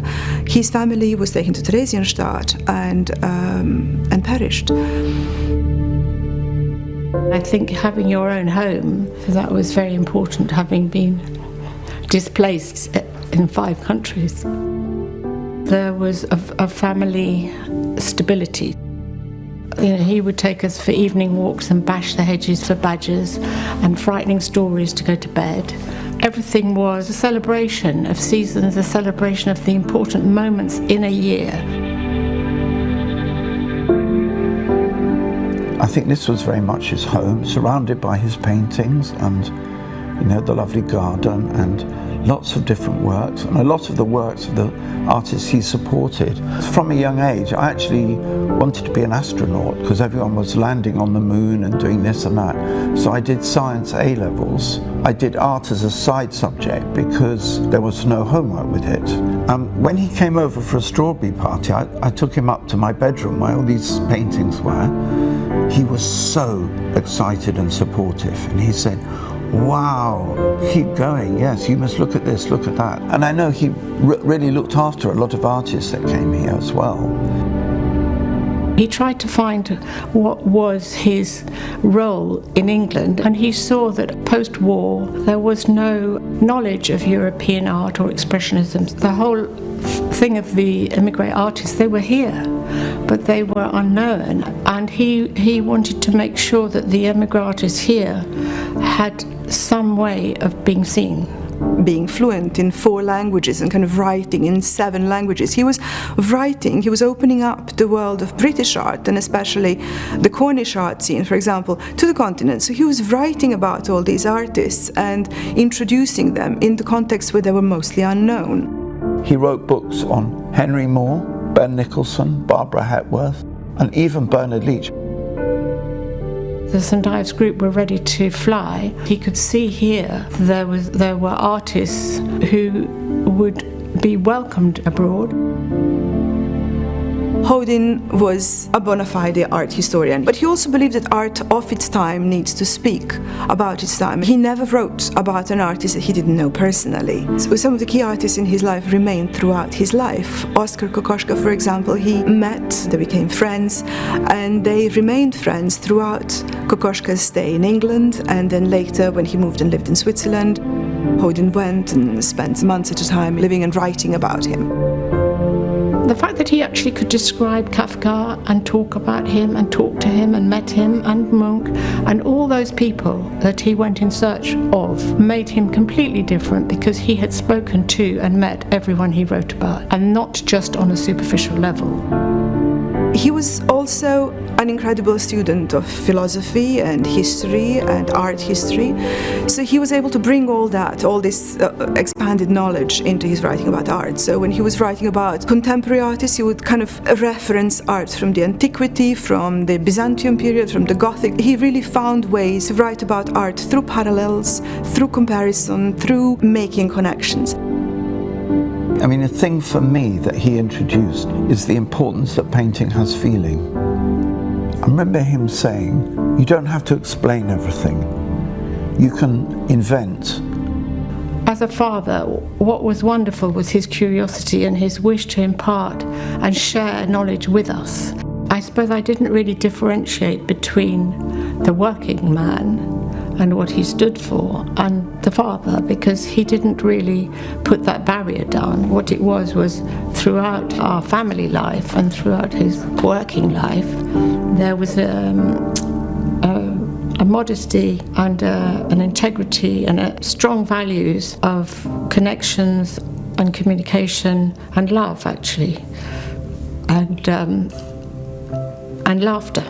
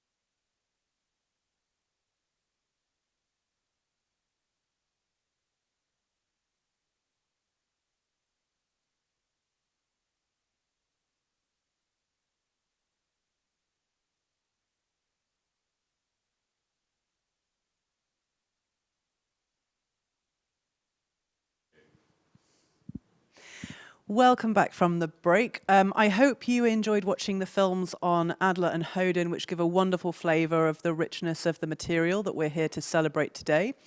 If you missed the films, you'll be glad to know that they're available online via Tate's website and YouTube channel. And I should say that the Hodin film, you might have noticed, is still in the final stages of editing. And so the individuals that you saw speaking, but whose names you may not have seen on the screen, were Annabelle Hodin, J.P. Hodin's daughter, Andrew Stahl, Hodin's nephew, and Alexandra Lazar, who we have with us today.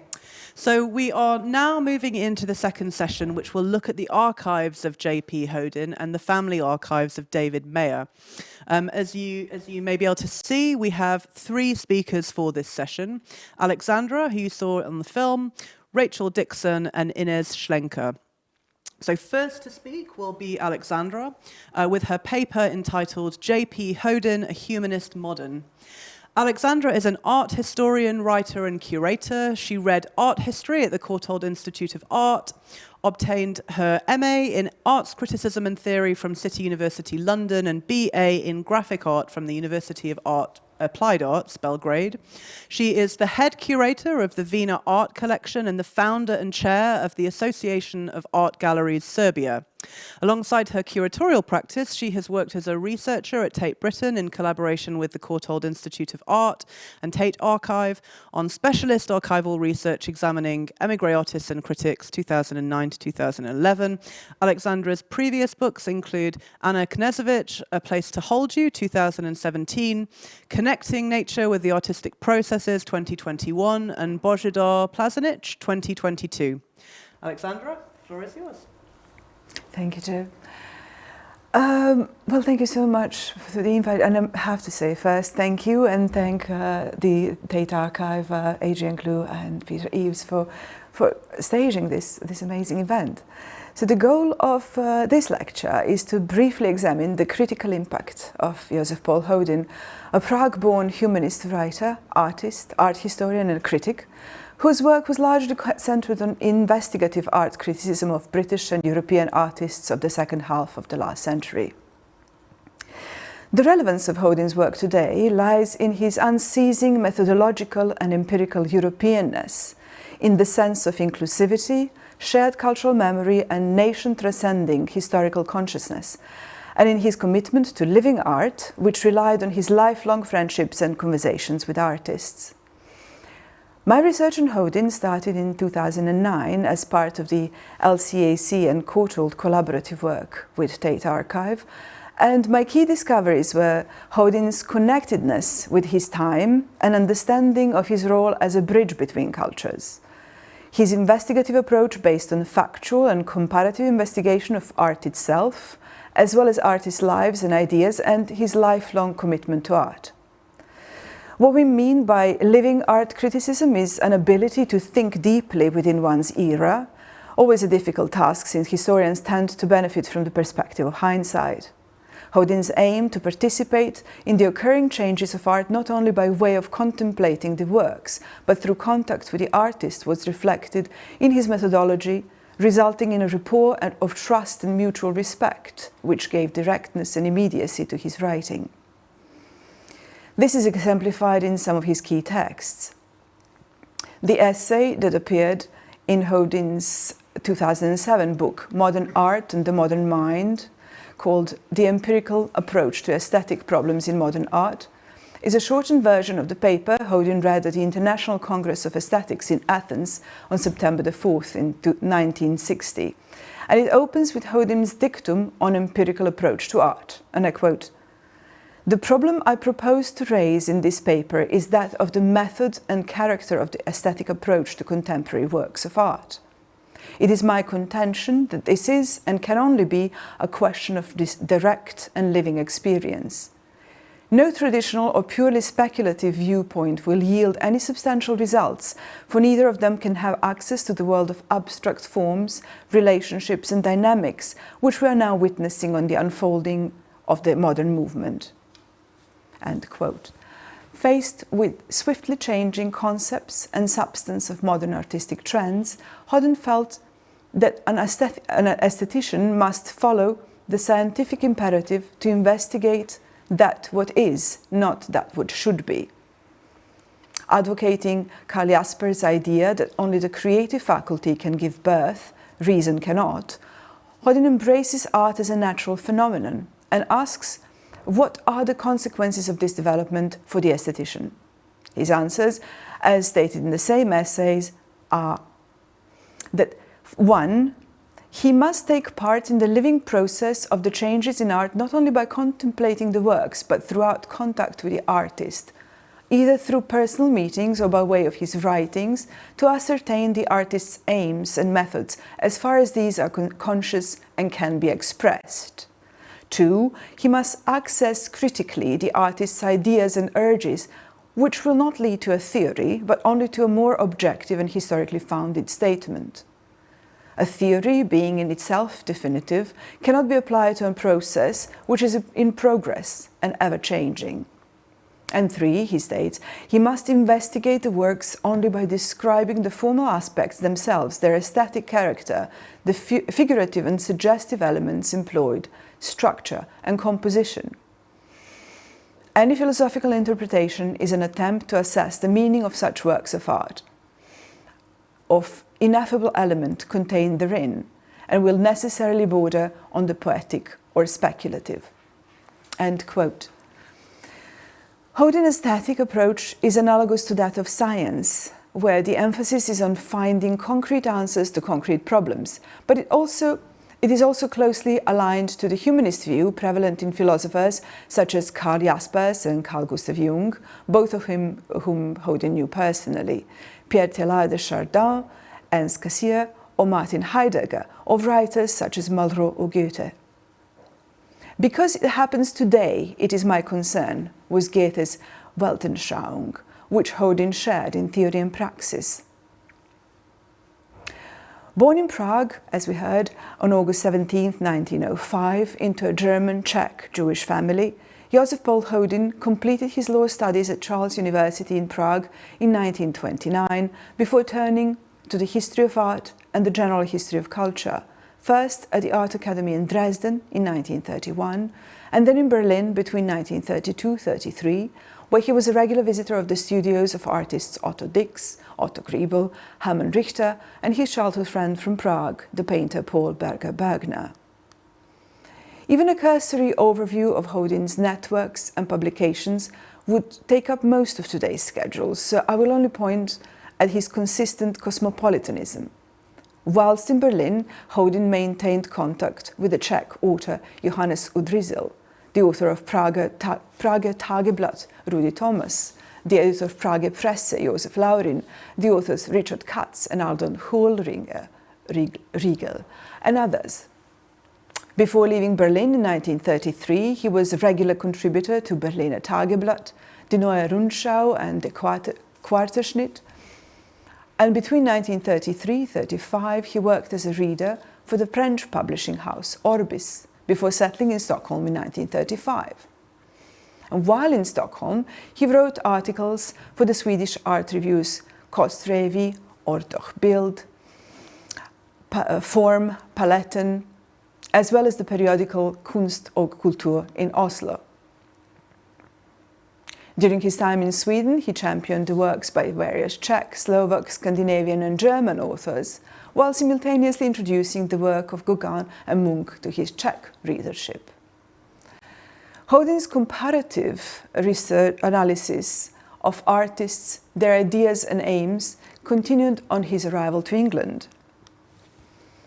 Appointed as the first librarian and director of studies at the Institute of Contemporary Arts in 1949, he embarked on a series of lectures in which he reviewed the development of continental modernism through the works of figures such as Munch, Klee, Nolde, Beckmann, Kokoschka, and others. His first ICA lecture, titled The Unity of Arts, the idea of Gesamtkunstwerk, gives a clear idea of multifaceted, mutually influential artistic movements across Europe. In the article, The English Half, published in March 1986 in the British Journal of Art and Artists, Hodin reflects on this period of his life. And I quote, "One of the first international exhibitions after the war showed Picasso's work from the Antibes, arranged by the late Sir Ronald Penrose, who, together with Sir Herbert Reed, Peter Watson, Peter Gregory, and Edward Clark, was one of the organisers of the Institute of Contemporary Arts in Dover Street. I was asked to accept the post as the first director of studies and librarian, and during this period, I delivered the first complete course in England on the history of modern movement, relating the visual arts to the tenets of the modern movement in music, literature, and philosophy. I still remember the exhibition of works by Lowry at the Small Gallery 1, run by the late Victor Musgrove. It was not far from Swimmers, the publisher of art books.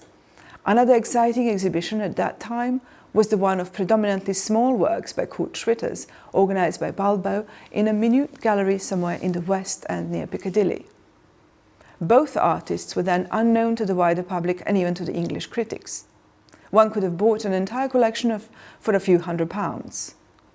The same was true for works of Alexei Yavlensky, whose paintings were shown at the St. George's Gallery by its owner, Mrs. Leah Jaray, the founder of the Wurtl Gallery, the first gallery of modern art in Vienna. His paintings were then priced at £25 each. Hodin observed a growing interest in British art following Henry Moore's International Prize for Sculpture at the Venice Biennale of 1946, a need for cultural leadership that England could have satisfied had there been any funds available to materialize it.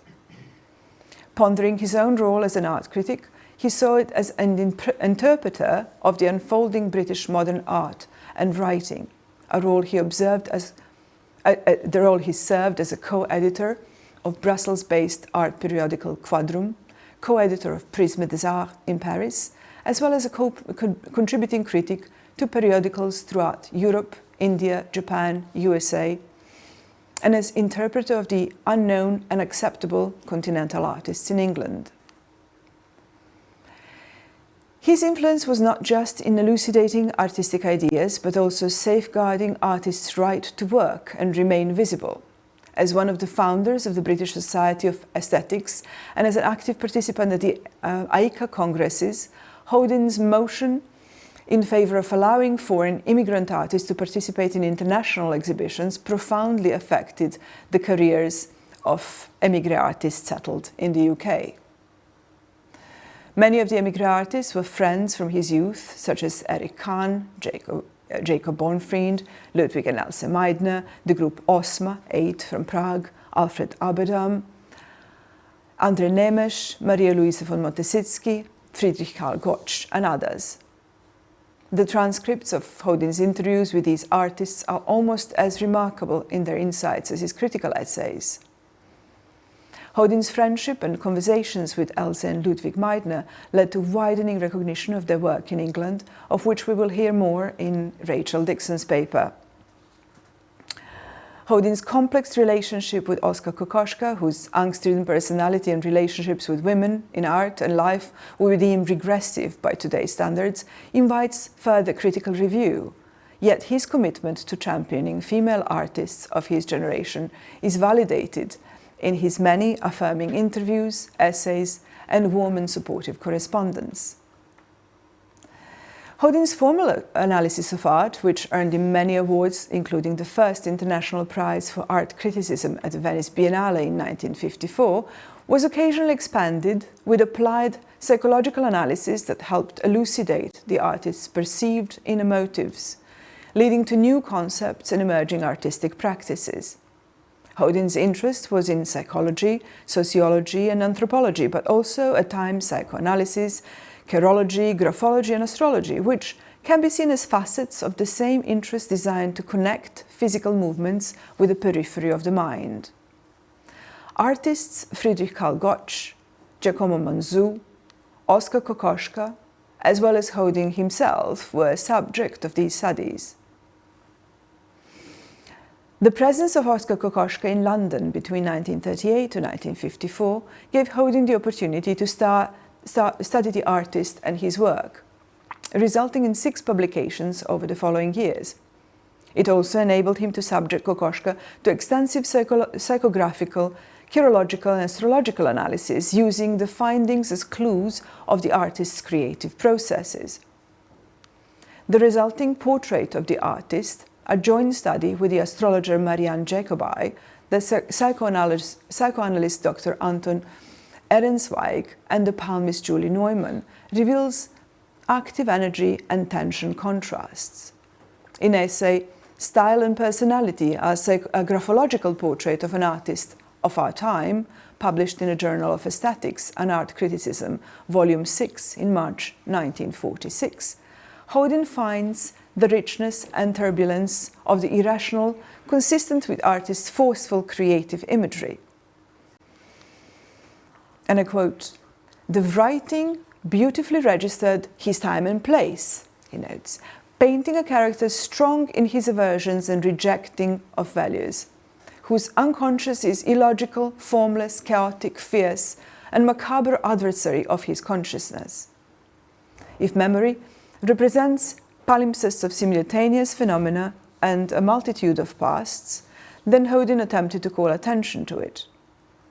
Each print, line, and diagram create a record of the correlation between artist and his work, and here Hodin finds outstanding artistic achievement in this conjunction of opposites, the deep textures and recesses of the mind.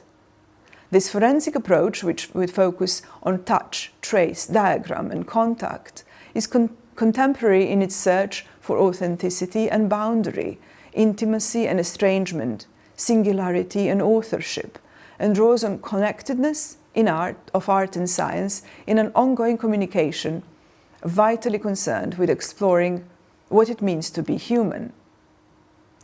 This all brings to mind the set of handprints and horoscopes created in spring of 1926 by Laszlo Moholy-Nagy and a group of his colleagues and students in Bauhaus Dessau, which Moholy-Nagy preserved and carried with him to Berlin and then to Amsterdam, London and Chicago, where they were rediscovered in 2017 at the archives of the Moholy-Nagy Foundation at Ann Arbor in Michigan.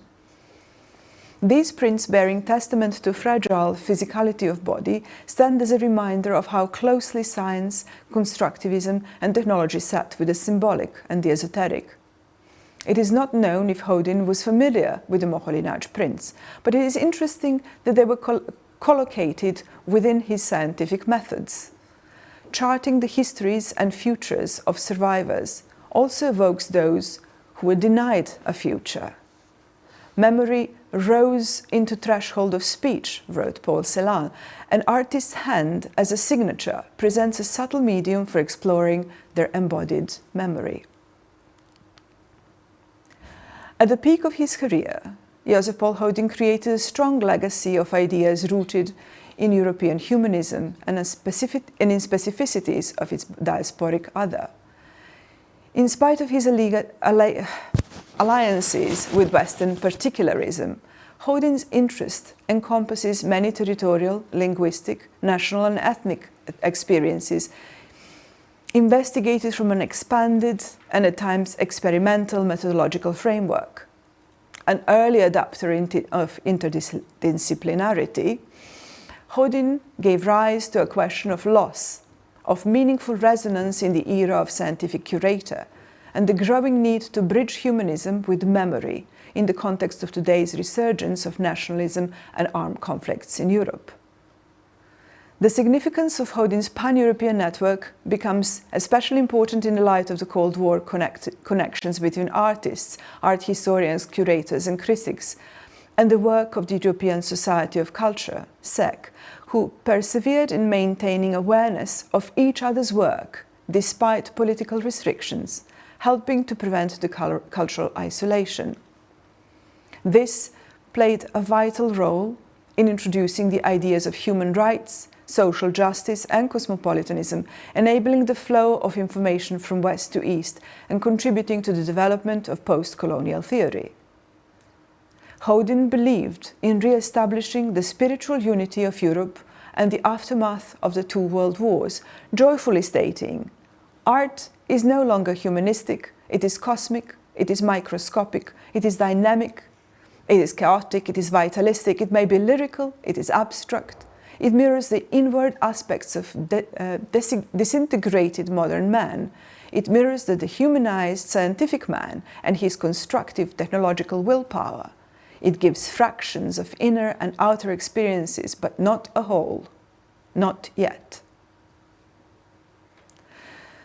Hodin's philosophical aims continue in contemporary explorations of art theory that embrace the so-called radical memory, such as the interview project conducted by the critic and art historian Hans Ulrich Obrist, that encompasses hundreds of interviews with artists, scientists, writers, philosophers, and filmmakers of our time, such as Czesław Miłosz, Michael Houellebecq, Merce Cunningham, Benoit Mandelbrot, Gerhard Richter, John Baldessari, Eric Hobsbawm, Nathalie Serrault, to name but a few.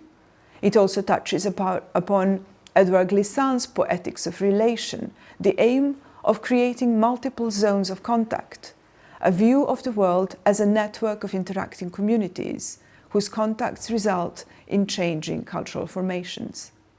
This is precisely what makes Joseph Paul Hodin's approach relevant to the present.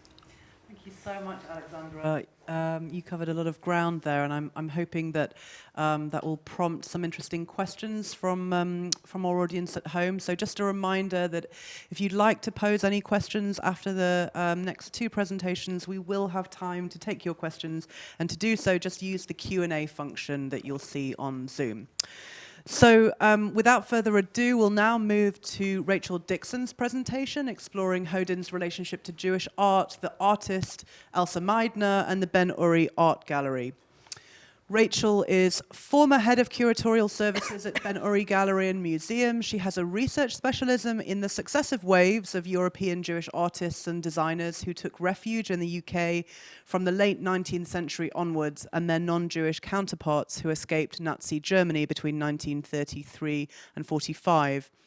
Rachel is a committee member of the Research Centre for German and Austrian Exile Studies at the University of London, and she continues to act as consultant editor for the Ben-Uri Research Unit for the study of the Jewish and immigrant contribution to the visual arts in Britain since 1900. Thank you, Rachel. Thank you, Joanne, and thank you, Adrian and Peter and the Tate Archive team. My journey into the archives today explores Hodin as an insider-outsider, who alongside his international reputation also occupied a more marginalized position, particularly regarding his research into Jewish artists. As well as extensive archival material demonstrating his theoretical approaches, as Peter has already mentioned, a tranche of private correspondence and ephemera reveals a long, complex and deeply personal relationship with local Jewish refugee painter Elsa Meidner, wife of German expressionist Ludwig Meidner, both living in exile in England since 1939. Hodin certainly cut a glamorous figure in post-war England, judging by his portrait by émigré photographer Ida Carr and his draft entry for Debrett's People of Today, listing his international achievements across the fields of art history, aesthetics and criticism. The cities of his publications reflect a pan-European heritage, a trajectory of migration and his reputational reach, as we've heard from Alexandra. Stockholm, London, Vienna, Hamburg, Rome, New York, Paris, while his membership of London's Athenaeum Club asserts a particular brand of Englishness. Yet he also maintained a distinct and separate involvement with Jewish émigré artists in his North London locale and with Ben-Uri for more than 20 years. Ben-Uri itself had been founded as an art society in 1915 in London's Whitechapel by an earlier wave of Yiddish-speaking Ostjuden migrants unable to access the British art establishment.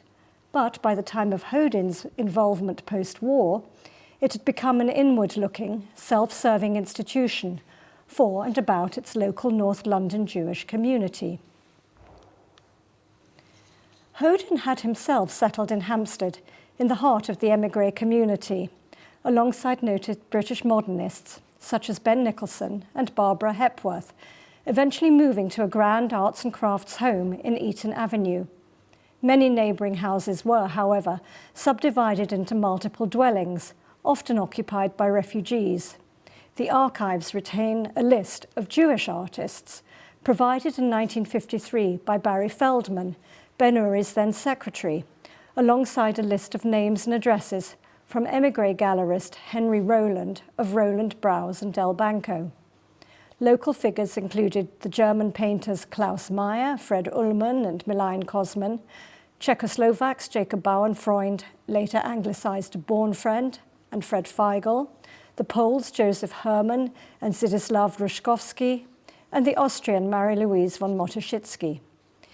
In his essay, A Study of the Cultural History of Hampstead in the 1930s, accompanying the exhibition Hampstead in the 30s, A Committed Decade, at the Camden Arts Centre in 1975, Hodin acknowledged that, quote, "These new arrivals, having fled the political holocaust on the continent, acted as a powerful catalyst in their new surroundings, and through their activities and far-reaching influences, changed the cultural scene beyond recognition," end quote. He also observed latterly, in an undated typescript, that the émigré artists in England were, on the whole, an unhappy lot of uprooted talents in the midst of an indifferent society, end quote. Ben-Hur's own reopening in new central London premises in January 1944, following wartime closure, almost exactly coincided with Hodin's arrival in London. Just over a year later, Ben Nicholson penned a testimonial stating, the quote, "I have a great respect for his knowledge and creative understanding of art. Dr. Hodin is one of the people whom we are happy to have been able to welcome in England as a representative of a vanishing European cultural tradition. As a scholar, he is many-sided, which deepens his outlook on art and art history, and a detailed knowledge of the cultures of Central Europe, of the West, and of Scandinavia ensures that he has an important contribution to make." End quote. Notably, the cultural worth of the émigrés supported by Hodin carried the self-same value that Nicholson placed upon him. As his daughter Annabel has confirmed, Hodin did not actively promote his Jewish identity in his new London life. His beliefs were profoundly humanist following the death of his parents in Theresen. His sisters escaped through diplomatic contacts. His English second wife, Pamela Sims, was a regular churchgoer, often accompanied by the family. And although their home was always full of exceptional inspiration figures, many of course Jewish, Annabel recalled no individuals were ever identified as such. Yet Hodin was, from his earliest time in London, concerned with exploring the concept of so-called Jewish art, as his multiple writings attest, and to this end Ben-Hur became a useful outlet. As we've heard, in March 1949, Hodin was appointed the first librarian and director of studies at the recently established and influential ICA, a post he held until 1954. In summer 49, he lectured at the Arts Council and the Courtauld, and on the 17th of May 1950, he gave his first lecture at Ben-Hur on Chagall and Expressionism. Further lectures on intuitive art, Paul Klee, Kokoschka, and Ludwig Meidner followed in the early 1950s. Finally, in spring 55, Hodin made a significant commitment to Ben-Hur, delivering a course of 10 lectures entitled Visual Arts and Judaism. Various drafts of the syllabus, plus notes for each lecture and a bibliography, remain in the archive. The syllabus shows Hodin's engagement with Jewish masters, such as Soutine, Chagall, and Modigliani, but also particularly in the final 2 lectures with local Jewish émigrés, little known in England at the time, with whom he established close relationships, including Bornfriend, Feigl, Alfred Abadam, and Joseph Herman. In a typescript entitled On the Problem of Jewish Art, a topic which exists in many iterations, Hodin described the role of Ben-Hur, mistakenly, however, representing the circumstances of its foundation, I quote, "As a cultural protest against Germany's attitude to Jewry, a Jewish art gallery was founded in London with the purpose of affording Jewish painters and sculptors an opportunity for exhibiting their work. Many Jewish artists have succeeded in escaping their assured doom. It was for them that this gallery was to act as a centre. Many other artists were only labelled Jewish by the Nazis. It is hardly surprising that today they wish to be regarded as nothing else. Others again want to be looked upon simply as representative of the art of their native country and do not therefore seek contact with the Jewish gallery. Yet others exhibit in English galleries but put their work at the disposal of the gallery at the same time." End quote. Hodin also noted a conversation with an unnamed Ben-Hur curator which suggested that the gallery was itself wrestling with issues around Jewish art and hence its own exhibition and wider cultural role in post-war Anglo-Jewish society. I quote. When he had been invited by the International Art Association in London to form a section of Jewish artists, he discovered that the English artists of Jewish origin had joined the English, not the Jewish section, out of their conviction that they form part of the English cultural sphere.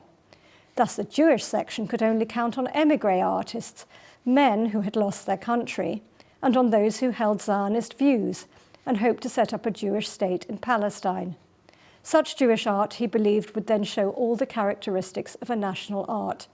The Ben-Hur Gallery would then act as the European centre of this Palestinian art, and moreover, by inviting artists from other countries, become a real home of Jewish culture.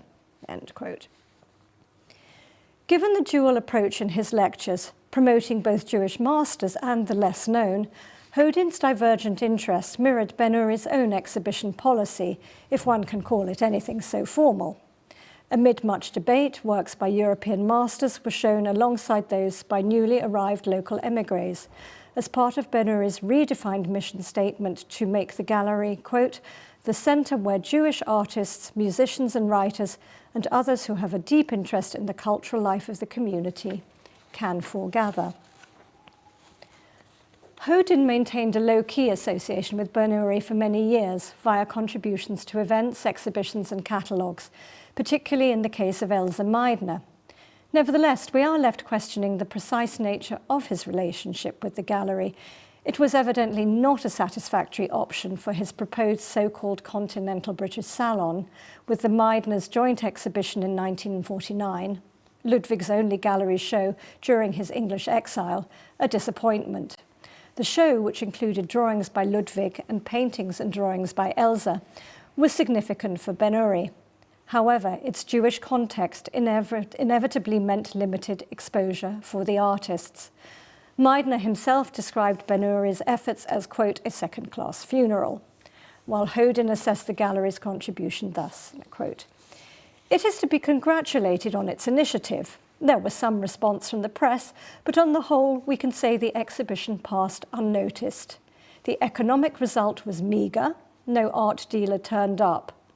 Apart from Mr. Oppenheimer's 3 self-portraits of the artist, I do not know of any painting acquired by an English public collection or a private collector. Some criticism was appreciative, but it did not change the grim fact described above, end quote. Furthermore, he ruefully observed, quote, what astonishes one is that even English Jewry did not show any great interest, end quote.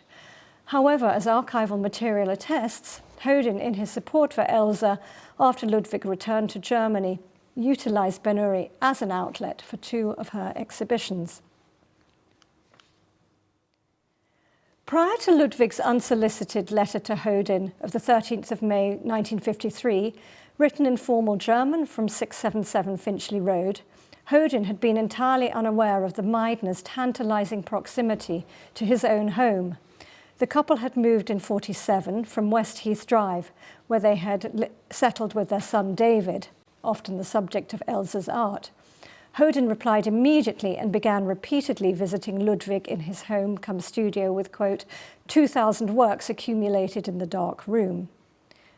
Hodin records meeting Elsa on his second visit, and the archive contains many photographs of the couple taken during that summer, several of which were published more than a decade later in the Darmstadter Tagblatt as part of a series marking Ludwig's triumphant return to Germany. These often intimate images record the beginning of a complex and enduring relationship between Hodin and the Meidners, and in the case of Elsa, one which formed the basis for a remarkable case study developed over 30 years until her death in 1987, including Hodin's publication of Aus den Erinnerungen von Elsa Meidner in 1979, which incorporates an autobiographical section. Hodin's unorthodox art historical methodology was founded, as we've heard from Alexandra, on direct personal contact. His research into international masters such as Kokoschka and less well-known émigrés such as Feigl, Bornfreund and the Meidners was critically shaped by friendship. As he wrote, quote, the more close to the ground I found myself in meeting all the artists, the deeper I could penetrate beyond the veil of phenomena, the surer I could find the connection between the artist and his work, end quote. In his essay, The Empirical Approach to Aesthetic Problems in Modern Art, he asserted that the key was not only in, quote, contemplating the works, but through contact with artists, and this through step-by-step process of factual, comparative, and in-depth psychological investigation, end quote. While in Problems of Living Art Criticism, he observed, quote, it necessarily follows that living art criticism must seek contact not only with the work of art and its impression on present-day people, but also with the artist, the living author of the work, end quote. In this regard, his archive material relating to Elsa is broadly twofold. Firstly, items supporting Hodin's process, including worksheets summarising her life and work, and, as we've heard from Alexandra, handwriting analysis, which states somewhat bleakly in the case of Elsa that, and I quote, "The features of this handwriting seem to express an image that, symbolically speaking, represents a vessel which is in the process of breaking up. Its vitality or life force assumes a will of its own and spills itself over, as if it had the intention of willfully and wantonly wasting itself." End quote. Secondly, Elsa's own copious writings in a chaotic mixture of English and German, formal letters, handwritten notes, poems, telegrams, drawings and sketches. Sent regularly to Hodin, they provide a fascinating insight into the inner life of a troubled refugee artist, unsure of her identity and place in the world. In a letter recently translated by Tate, Elsa declared, and I quote, "There is no such thing as Jewish art, and I am not a Jewish artist. Born in Berlin and raised on German art and culture, I shall not let Hitler, the prick, win by allowing myself to be branded as such. When Socrates was asked to what land he belonged, he said, 'I belong to the world,' and I say, 'I belong to the art of the world.'" End quote. In a typescript entitled Elsa Meidner's Drawings, Hodin Riley observed that, quote, "She could not reconcile the new situation with her hurt feelings and moral convictions. She has accepted her fate as a displaced person, a refugee, recognizing in it a mark of distinction in the sense of Simone Weil, and has drawn strength from it for her art, the only value she found worth retaining in the sequence of the seemingly insurpassable difficulties." End quote. Hodin clearly understood the individual personalities at play and the specific dynamic between the couple, the younger wife striving for recognition beyond that of being pupil and spouse. He observed in his text, Elsa Meidner in England, that, quote, "There is no doubt, however, that jealousy and competing ambition played an important part in their lives. Nevertheless, a deep affection bound them together." End quote. He also noted a particularly barbed comment from Ludwig, quote, "My wife, who is not in a position to adopt a new look in fashion, has therefore introduced a new look in painting. She has done 12 paintings over a period and likes them. I find them deplorable, a kind of peasant art, primitives for West End galleries." End quote. However, as witnessed by Elsa's return from Germany after barely a year, she was clearly not prepared to abandon her art for her husband. In a second letter from 1968, recently translated by Tate, she declares, quote, "I have gone about my work seriously and have never conformed to the so-called pseudo-muse. I steered the same course even in my student days, though I was swimming against the current. As a pseudo-painter, I know that one exhibition does not yet mean success, and that is what is important. And everything I do will founder, because I am a ruin. When a man is a painter, he does nothing but paint. But women are expected to do all the everyday things too, and that's what's ruined me." End quote. The archives also do reveal a wicked sense of humour. Hodin notes the couple had a common feeling for the comic and the grotesque, and in Elsa's case it took the form of sketches and drawings, a kind of intimate daily record, which includes this nude self-portrait. But it's also clear from the tone of her writing that, with Ludwig's departure, Elsa sought some kind of substitute figure in Hodin, creating a complex relationship that blurred the boundaries between his role as professional art historian and as an emotional and practical prop. A note from March 1959 addressed to Hodin as Emerson, perhaps a reference to the poet Ralph Waldo Emerson, given Elsa's love of poetry, and she addressed him elsewhere as Berlioz, declares, quote, "Emerson, you are my greatest and truest friend in sorrowful hours, you who always gave me strength to go on fighting for my work, my ideas, and the truth." Perhaps not surprisingly, there are also intimations of difficult personalities at play, as evidenced in the archive. A note to Hodin from the editor of the studio in late 58 declares, and I quote, "I've had a word with the curator of the Benary Gallery, and I gather they had an exhibition all lined up for her there at one time, but the lady did not cooperate sufficiently for them to go ahead." End quote.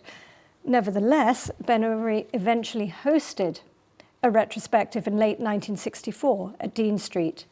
Hodin opened the show, while the catalogue text was provided by Margarete Dirks, a journalist from Darmstadt, recently denazified.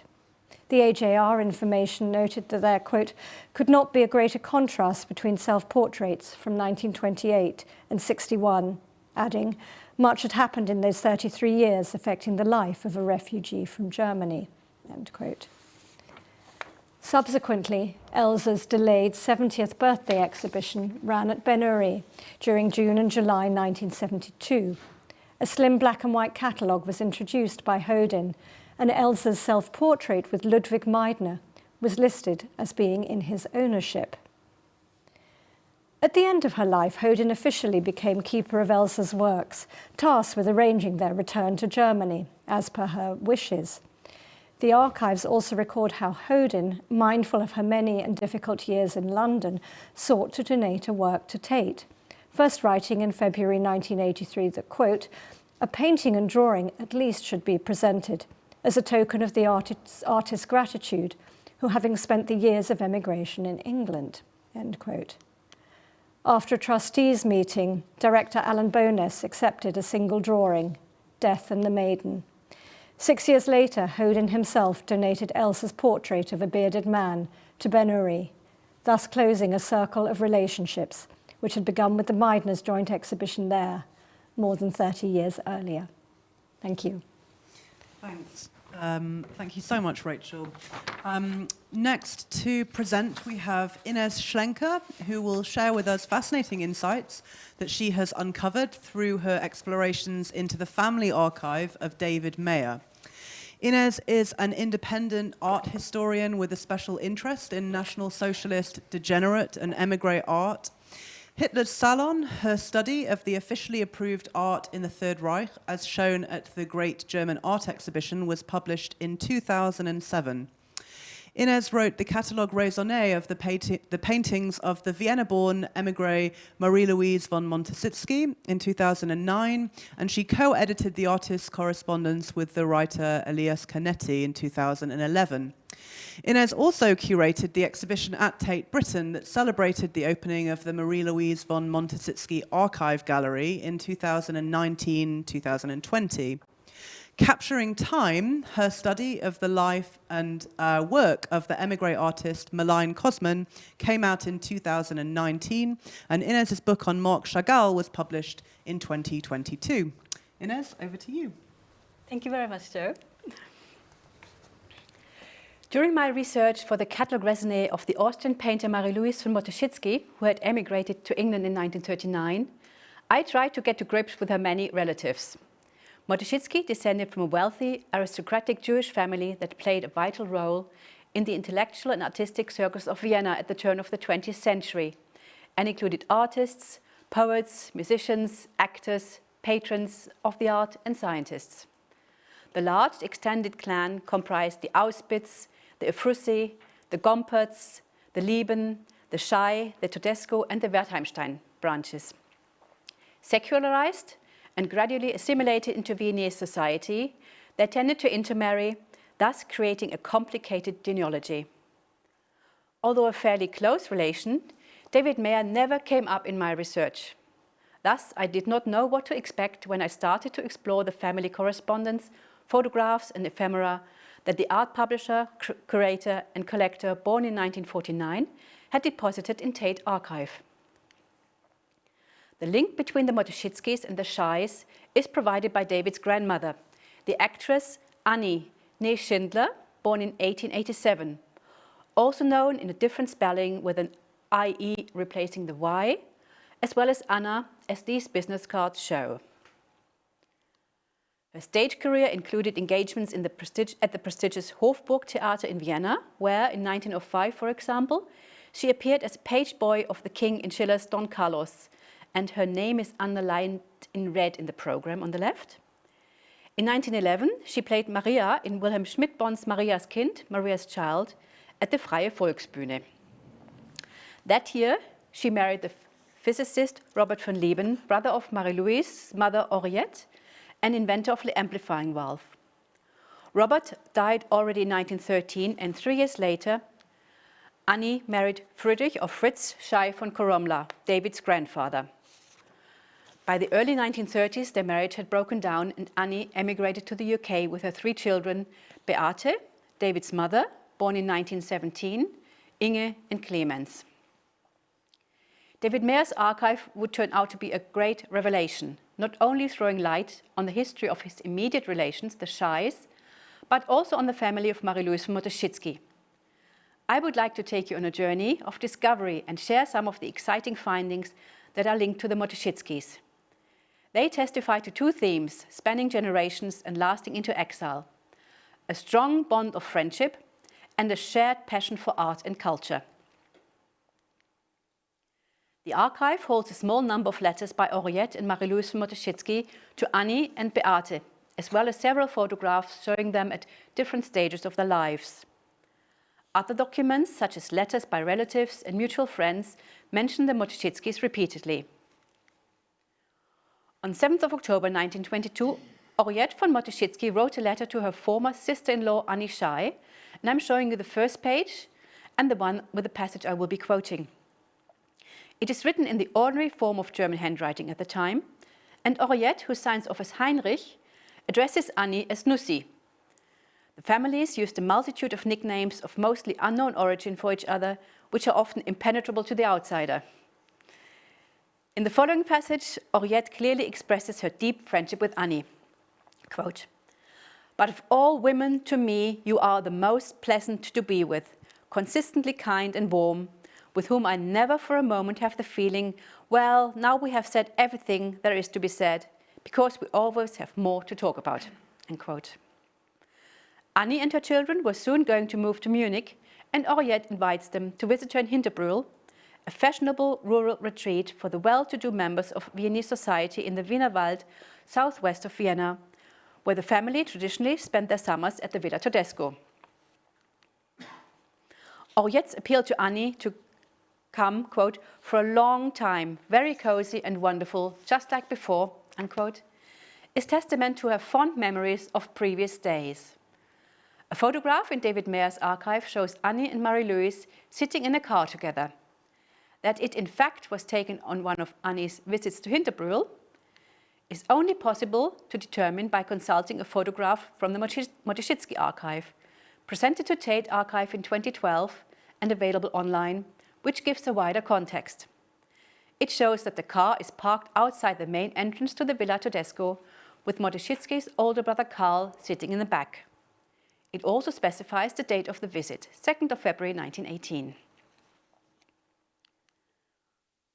A post-war letter is proof of the lasting friendship between Henriette and Annie, their ongoing involvement in each other's lives and continuing support for one another. Having emigrated to the UK with her daughter, Henriette ventured back to the continent in the summer of 1947, the year before Annie's death. Back in Amersham, Henriette wrote to Annie on the 5th of September. Robert's birthday, she points out, with details of her trip. She had visited her brother Ernst, who was sad not to see Annie, as well as the painter Max Beckmann, Marie-Louise's teacher, and his wife Quappi, old family friends with whom she had enjoyed a, quote, cordial reunion, unquote.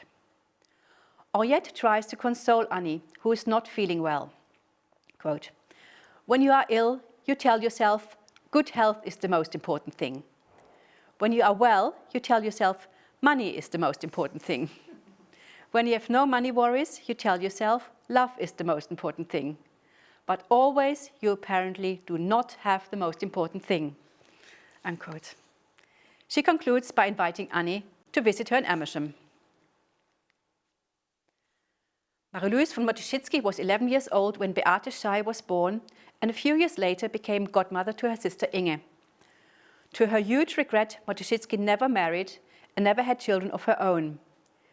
During the initial stage of their long relationship with the writer Elias Canetti, had been married to Weser, and he did not propose to Motteschitsky after Weser's death in 1963. When, in 1949 or 50, Motteschitsky learned of Beate's unhappiness at not being married to David's father, Andreas Meyer, she wrote a touching letter drawing on her experiences in an attempt to give consolation, comfort and hope. And I'm showing you the page I'm quoting from. Quote, I know how terribly, terribly hard it is to be unmarried without a child, and how much worse with a little boy. I would not wish it on my worst enemy. It is possible to make a success of it, in principle, I believe. On a practical level, it of course depends on 1,000 details. I know it hurts and one suffers.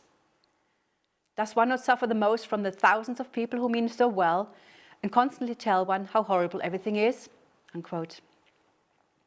The next passage clearly is an attempt at trying to come to terms with her own ultimate rejection by Elias Canetti. Quote, and there's something else. When a man does not want to marry, he does not necessarily have to be a bad person, a coward or a shirker, maybe not even a weakling. It often takes many, many years to find the real reason. There are people who do not like to fail and who really likes to fail in life, and especially if it's a man. If he is a rogue or an ordinary weakling, then good riddance. But the little you have told me about David's father does not really sound like it. Unquote. Marie-Louise signs off as Pitz, and here for once the origin of the nickname is known. It was coined when she had grown so quickly that a relative compared her height to that of the Swiss mountain Pitzbuin. It stuck with her immediately and was used by relatives and close friends for the rest of her life. Like friendship and support, the undiminishing importance of art and culture runs through the entire archive. This is exemplified by numerous programs and invitations expressed in the many references to concerts, plays and exhibitions in letters, and personified by various cultural figures that were Annie's friends, such as the actress Grete Wiesenthal and the pianist Edwin Fischer.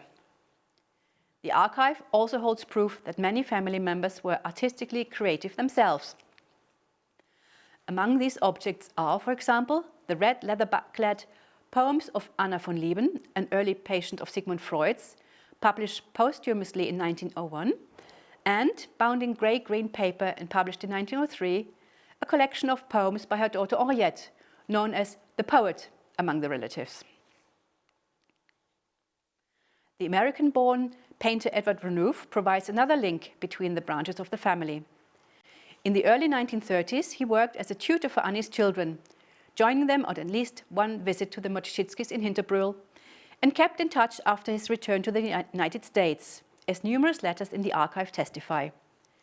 In 1947, he advises Beate, by now a fellow artist, to exhibit her paintings in New York, helpfully providing many contact details.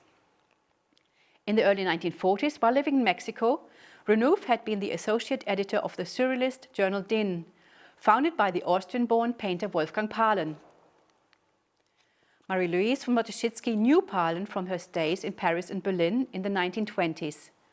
On a trip to Mexico in 1956, she met him again and, according to letters in the Motschitsky archive, was charmed by him. He, in turn, confessed to having been in love with her when he was young and now even toyed with the idea of proposing to her. Unsure about how to react, she seems to have delayed her response. When Pahlen committed suicide soon afterwards, Elias Canetti blamed Motschitsky's lack of sympathy for his death. While the true state of their emotions is impossible to gauge, Motschitsky's reaction to Pahlen's abstract works of art was correctly summed up by Edward Renouf in a letter to Beate, dating from 1980. Quote, she used to have very little or no interest in or patience for this sort of modernist approach to painting. End quote. Indeed, already in the late 1920s, Motschitsky had been horrified by Pahlen's no longer realistic paintings that weren't shown in Berlin. And I'm showing you two works that underline their completely different approaches to painting. 8 figures in yellow hats in landscape of 1959, in which Motschitsky recalls her Mexican holiday, and Pahlen's The Messenger of 1941, that is in the Tate collection. One of the most exciting discoveries in David Mayer's archive was a photograph that bears a special connection, is in fact the missing link to one of Marie-Louise Motschitsky's paintings. The still life, entitled Baron Schei at the Races, painted in 1989. The 3 Schei brothers, Fritz and his younger twins Witold and Herbert, had always played an important role in Marie-Louise von Motschitsky's life. As a teenager, she had been hopelessly in love with Witold, some 15 years her elder, who, as a friend of her mother, frequently visited the family.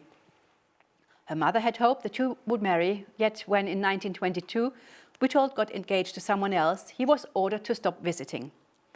Marie-Louise was devastated and sent to stay with her aunt in the Netherlands in order to keep her away from the wedding and to allow her to recover.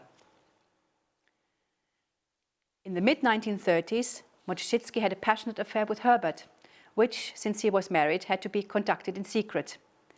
In one of his letters surviving in the Matuszewski archive, he declares his feelings, quote, "Maybe I have never been so truly in love with someone as I am now with you," unquote.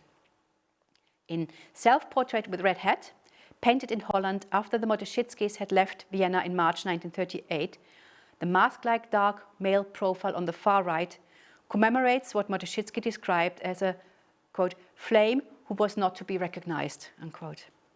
In fact, she is tipping her hat and saying farewell not only to her native country, but also to Herbert, who had by now also left Austria with his wife, eventually settling in the United States. Created some 50 years later, Baron Schei at the Races pays tribute to the third brother, Fritz. The photograph in a gilded frame, placed next to a vase of glowing white narcissi, shows him elegantly dressed in morning suit and top hat for a day at the races, a walking stick tucked nonchalantly under his arm. The actual framed photograph Matuszewski had used in the painting was not among her possessions. So I had to make do with this photograph, showing Fritz in similar clothes and posture for the catalogue raisonné. Imagine my delight when I came across the actual photograph that had been Matuszewski's model in David Mayer's archive. Here is Fritz, David's grandfather, a reminder of the wealthy, cultured circus of Vienna before the Second World War. With the help of the buildings in the background of the photograph, it might now even be possible to identify the racecourse he is at. I would like to conclude with a particularly poignant find. The Matuszewski archive holds several photographs of Marie-Louise's father, Edmund, a chemist by training and an excellent amateur cellist who died in 1909 when Marie-Louise was only 3. Yet only one rather formal photograph in her possession, taken at the family's Hungarian estate at Vazsony, shows her and Karl together with their father as small and rather accidental additions to a view of a grand house.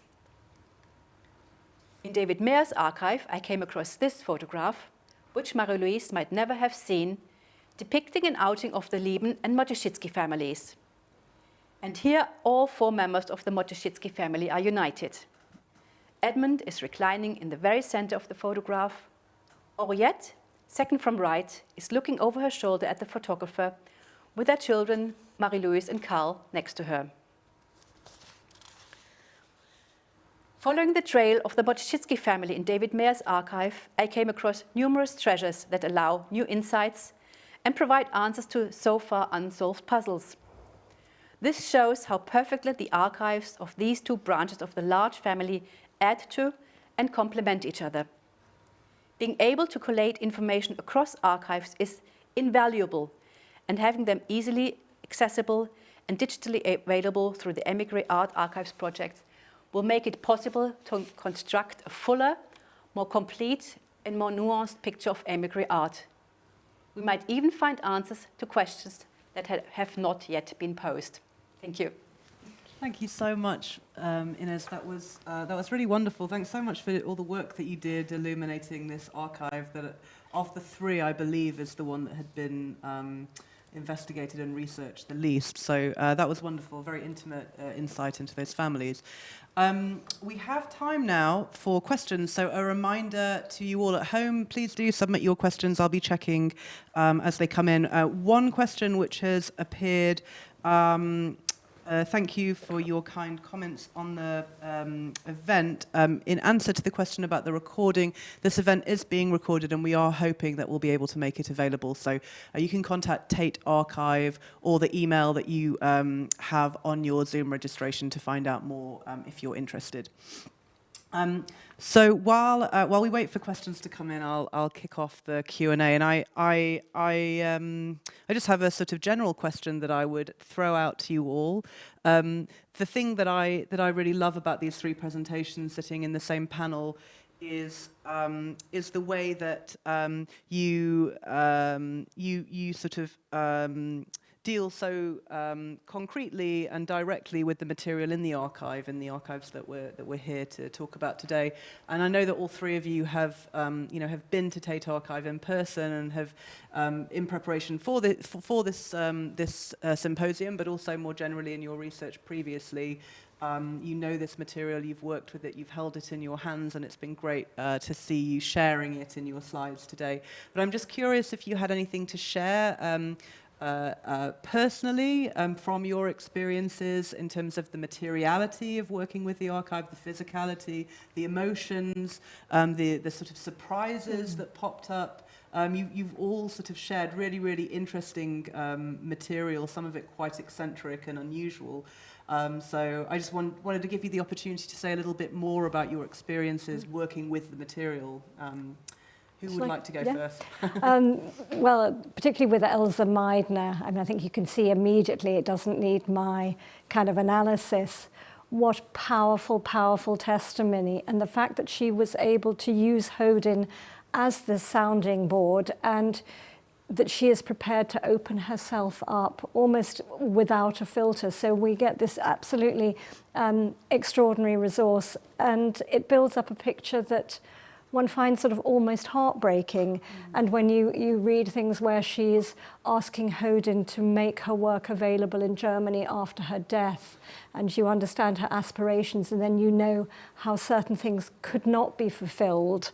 And I suppose then one feels in an event like this that perhaps we are contributing a little bit more to making her reputation more secure and giving her some of those things that she so dearly craved.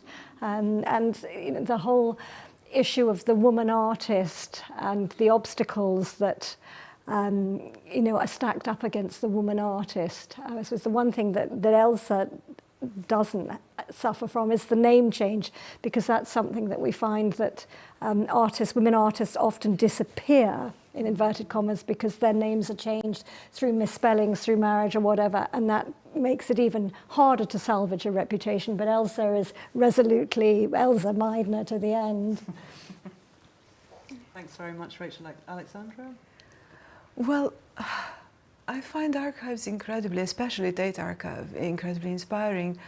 And finding all this material, being sort of faced with the records of people's lives is incredibly humbling. It's an incredibly enriching experience. Being able to read their handwriting and to kind of trace over the typescripts to discover things is very...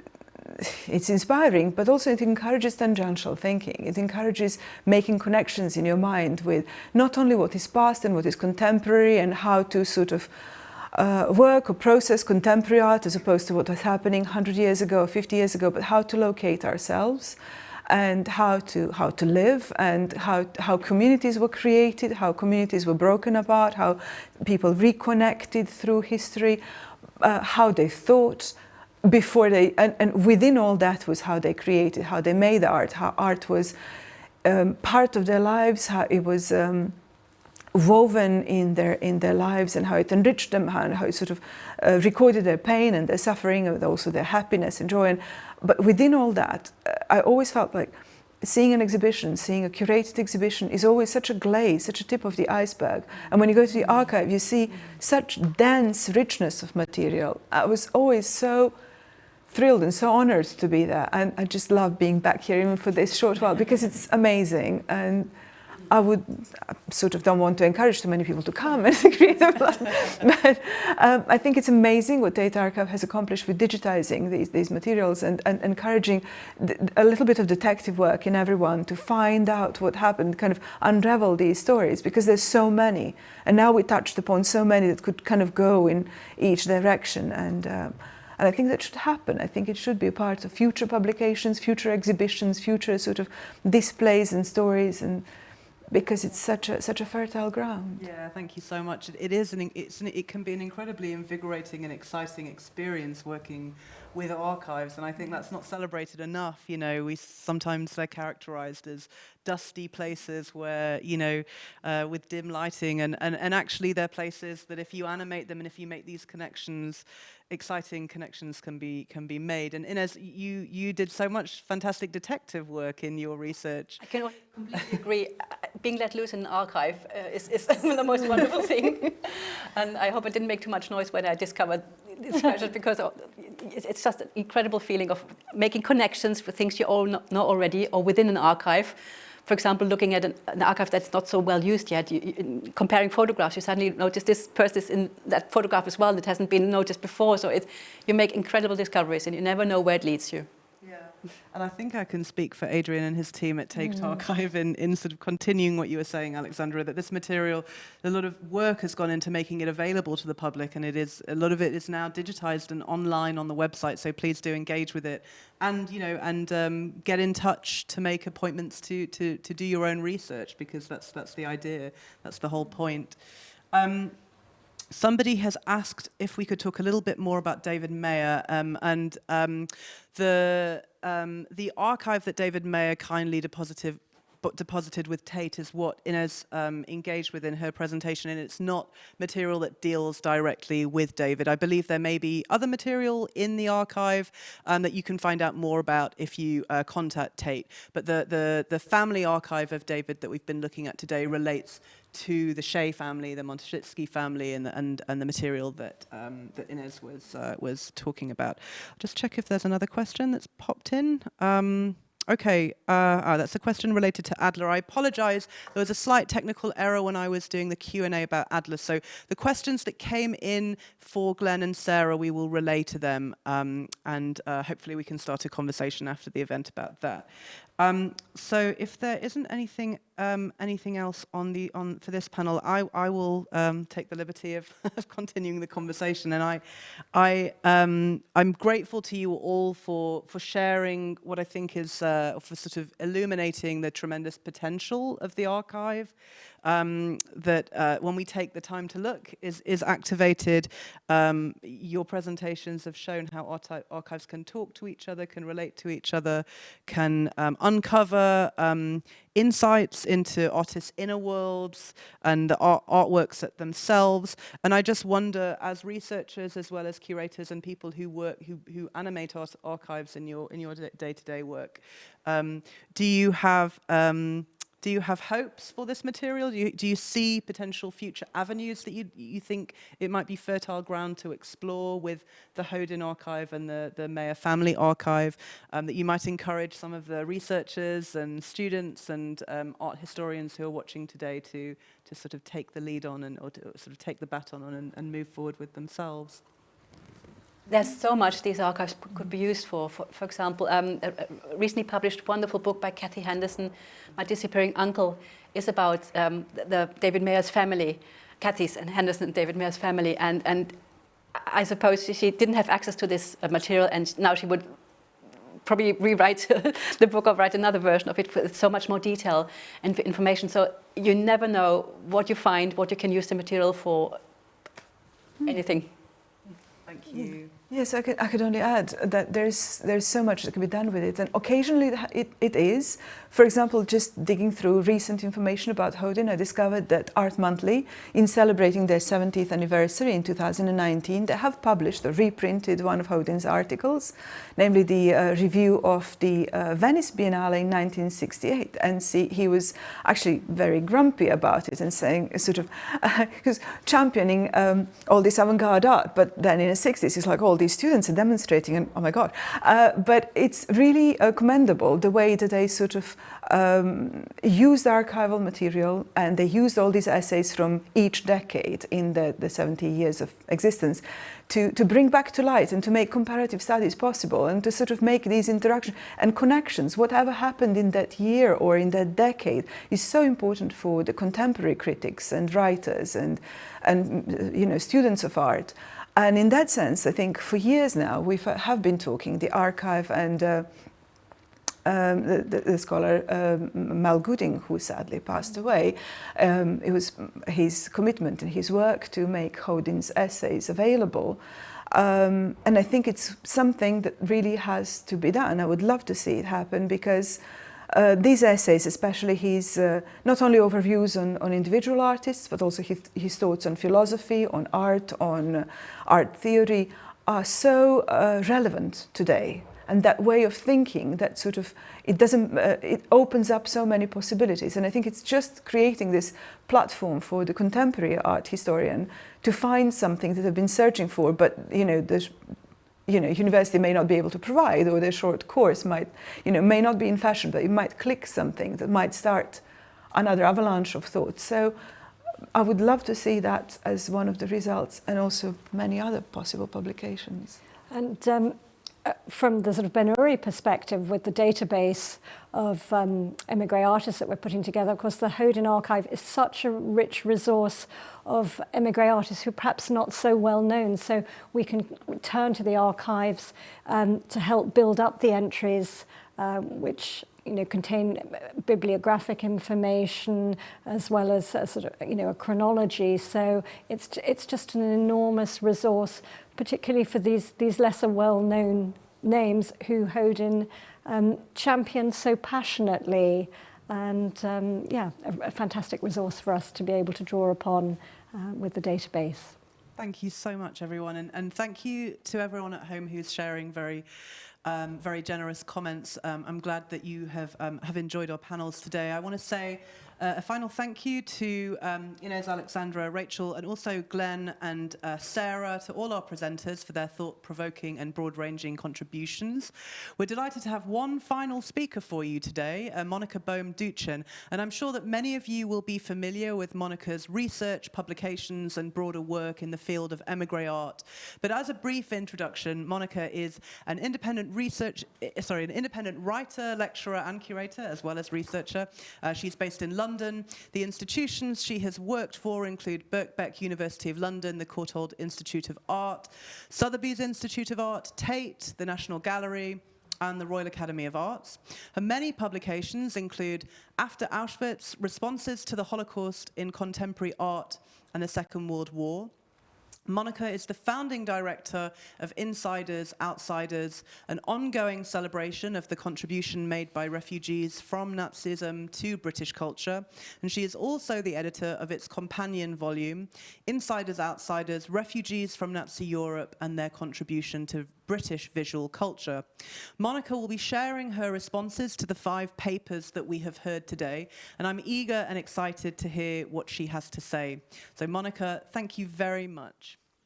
But yes, just to repeat then, I'm not planning to try and draw any profound or definitive conclusions, far from it, but what I would hope will come out of my thoughts in response to these wonderful and very diverse presentations will be indeed more food for thought, more questions, as you say, Ines, those which perhaps we haven't even thought to ask yet. I will come to the question of the archive itself shortly, but I'd like to start perhaps by homing in on some of the key themes, the leitmotifs that have come out, albeit in very different ways, in the various presentations. Big themes, important themes to, again, begin to engage with, to think about, but not to draw conclusions about.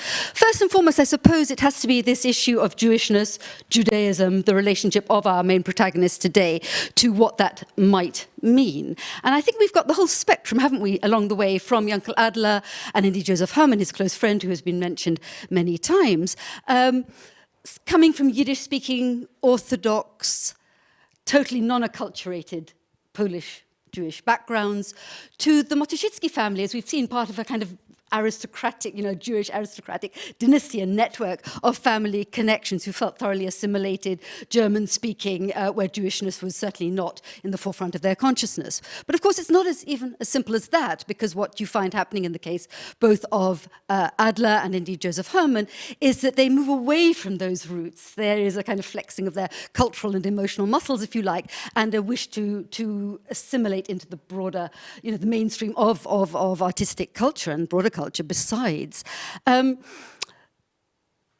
another interesting example, what Rachel was talking about, a sense that somehow he was intent on allying himself, if you like, with the world of Jewish culture, even attempting to define what Jewish art might mean, and I'll come back to that in a second, and yet that seemed to be slightly peripheral, didn't it, to his other activities. So it's this kind of constantly shifting and I think ultimately ambivalent and, of course, as a result, thoroughly fascinating sense of what Jewishness and Judaism, and they're, of course, not quite synonymous. I haven't got time to go into that, but, what might mean for these different figures at different times, different moments, indeed, in their lives and careers. Which, of course, brings one to that even thornier question, perhaps, for us today, what Jewish art might comprise. I mean, it's something I've done battle with for quite a few years. Of course, there is no definitive definition, and I personally would rather balk at it. I mean, you can talk about art by Jewish artists. Even the notion of a Jewish artist is sometimes problematic, as I've begun to touch on. Art on Jewish themes that engages with Jewish history, yes, that to me makes perhaps more fruitful sort of sense of it all. Then there's the allied and sort of very closely related issue of what it means to be a Jew, however you might define that, in relation to the Christian world, to Christian iconography. And it was Glenn who was talking earlier on, who was talking interestingly, or just touching on a very, very rich and I think, again, problematic, but totally fascinating theme in all this, and that is the use of Christian, in fact, actually Christ, the Jewish Jesus, sort of reference in, using Christian iconography, particularly of the crucifixion, to allude to Jewish suffering in the present. And that opens up a whole other sort of hornet's nest, in a sense, but a very, very interesting one. And then this brings one to the bigger question, which I think has been absolutely evident in all your presentations. I love Glenn's phrase, actually. I think it sums it up very well. This idea of a deeply hyphenated identity that he talked about, I think is wonderful because, and I think, Joe, you asked, didn't you, at one point in this very rich set of proceedings, which aspect of Adler would you, do you most respond to? And I think surely the answer is all of them simultaneously, that actually they are inextricable one from the other. So this idea of hybridity, which is, of course, a very sort of cool contemporary, issue and makes all this very relevant to the present day. And a profoundly passionate, cosmopolitanism, this sort of breaking down of national boundaries, which I think, again, many of you have touched upon, thinking of Theresa May's notorious phrase, if you're a cosmopolitan, you're a citizen of nowhere. Rubbish, absolute nonsense. You're a citizen of everywhere. And again, I think that's a theme that's been picked up by many of you. Right, and then interconnections. I mean, one of the fascinating, it's very obvious, but the fascinating aspects of digging into the archives, but more broadly as well, is the sense, as I think Ines made very clear, of these extraordinarily rich bonds of friendship, but also of professional networks where the same names, crop up in different contexts, and you begin to get a very vivid sense, don't you, of the kind of support networks, not just among the émigrés themselves, but also about between those who gave support. Ben Nicholson, for example, was mentioned among many others. So I think that's really important as well. Also, I was struck something I actually hadn't known as a result of Glenn's talk. I think he mentioned that Adler had an exhibition at the Redfern Gallery, and I think Lea Bondi-Jarry was mentioned. This whole, another kind of ancillary aspect of all this, the tremendous contribution made by the émigrés to the world of art dealing and indeed collecting as well. And Erika Brausen is an interesting one, and I think it might be worth mentioning that she was not Jewish. She comes as a refugee from Nazi Europe, partly at least because she was lesbian, and I think it's a salutary reminder that actually it wasn't just being Jewish that marked you out as a potential or likely victim of the Nazi regime.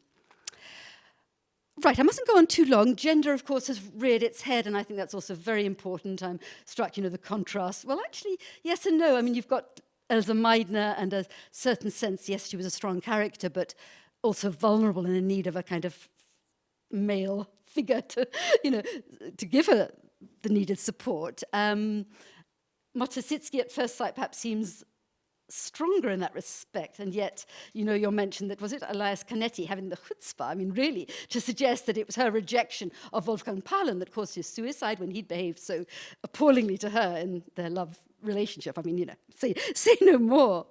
Okay, then coming back to the archive itself, let's have some thoughts there. One thing that hasn't been mentioned, which I think is perhaps worth some further scrutiny, is indeed how such and such an archive came to be where it is. Yes, the story of the donation of the archive. So, for example, Kokoschka has been mentioned on many occasions, en passant, but what many people listening in might not be aware of is that the Adler archive came, I think I'm right, Adrian, aren't I, came to the Tate courtesy of the Orkin family. Charles Orkin was the lawyer who gave support both to Jankel Adler, but also was also Kokoschka's lawyer. So I think, the story of how the archives get to where they are is a story in itself, which kind of compounds the complexity and the richness of the archive itself. We've seen again, I think Ines, yours is a wonderful example within the Tate's own collections, how one discovery in one archive can suddenly make sense of an object, an item in another archive. And it has been touched on, but I think I would like to make it very clear that, of course, the Tate Archive embraces and hopefully will continue to embrace an increasing number of archives with émigré connections, but we've mentioned, well, we've got the ones discussed today, Marie-Louise von Matuszewski's archive, clearly really important as well, Milan Kosman more recently, and Joseph Herman as well, who's been mentioned more than once. Fantastic, and these kind of interconnections within the Tate Archive, I think, need to perhaps be explored more fully. I'm also very much aware that there's tremendous potential, and I'm sure it's sort of happening really as we speak, but it ought to be encouraged, of the need to actually move between archives different, not just the Tate, but actually archives elsewhere in the UK and indeed abroad. So, for example, the Ben-Uri is very much a case in point that, and I know there is collaboration between you, but, it needs to be fruitful, generous collaboration and cross-referencing, I think, between archives. And there was one in particular, it hasn't been mentioned yet, but it's again going back to Jankel Adler, but I wonder how many in the audience are familiar with the name Stefan Temerson and the Gabber-Booker's Press, because that archive does exist. I think it's still in the hands of his niece, Jascha Reichert, who some of you may know is a very influential person in the art world, one of the founding figures at the ICA, which has also been mentioned in a different context. But Temerson, with his wife, Stefan Temerson, with his also Polish-born wife Franziska, were the founders of the Gabber-Booker's Press, which has an extraordinary track record of these kind of rather quirky but really important publications, one of which has, I think, the very telling title, Jankel Adler, published in 1948, so just before he dies. And then it's subtitled, An Artist Seen from One of Many Possible Angles, which I think is actually a wonderful way of summing up what we've been doing today. Also, perhaps worth mentioning that he also, or they rather in 1958, so 10 years later, actually did a book on Kutschwitters in England, who's somebody else who's been mentioned rather in passing today. Also, just thinking about connections there, Francis Meynell was an admirer, apparently, of the Gabber-Booker's Press. Meynell, the Non-Such Press, he was a great patron of Elizabeth Friedlander, the émigré designer, typographer. So the kind of the networks, expand exponentially. And just drawing to a conclusion now, I think also the importance of collaborating beyond the UK. I mean, really, really important. I think we have many people listening in today, don't we, from many parts of the world, and that's absolutely wonderful, courtesy, of course, of Zoom, an unexpected blessing of the COVID crisis. But, Wuppertal has been mentioned, the resources there. Again, I don't know how closely you are, Adrian, in touch with them, but in terms of Adler, that seems to me very important. Meidner, the Frankfurt Jewish Museum Archive, and so on and so forth. So I think this need to think transnationally in terms of archival collaboration is also really important. I'd like to just end with some thoughts about, if you like, sort of the next generation's responses. You've mentioned Kathy Henderson's wonderful book, Ines, My Disappearing Uncle, which ties in so many interesting ways with what you've been talking about, and the Mayer connections. I'm thinking, as, again, Glenn was talking, quoting from a sculptor, a poet, I must confess I'd never heard of, Hilda Domin, I think, talking about the idea of exile being, pocket-sized. The way that, the sketchbook, the archive can be used by those responding, not necessarily to their direct family experience, but, those who come after. And I'm thinking in particular also Barbara Loftus, for example, an artist whose work I greatly admired, second generation artist based in Hove, and she uses archival material, not I think from the Tate necessarily, but in wonderfully creative aesthetic sorts of ways in her multimedia artworks. And she herself has agreed that for her, also the studio and indeed perhaps the sketchbook is her real home, and I think it's interesting to see how that concept might indeed transmit itself to the second and possibly third and even fourth generations. And perhaps I can end by just on quite a personal but I think relevant note that I've just come back from a very brief visit to Huddersfield in the north of England, to the University of Huddersfield, where there's a wonderful moderately recent project called Holocaust Centre North, but very recently they've set up a project which I think is very pertinent here, called Memorial Gestures, where they invite artists to submit applications to become artists in residence, to engage actively with their archive. And it seems to me perhaps, here this has been an academic, wonderful, rich, thought-provoking, but essentially an academic event. And maybe there is room within what you do, Adrian, to actually invite contemporary artists, many of them perhaps from quite different backgrounds, emotional, historical, familial backgrounds, to actually engage creatively with the wonderful riches that you have here. Thank you very much.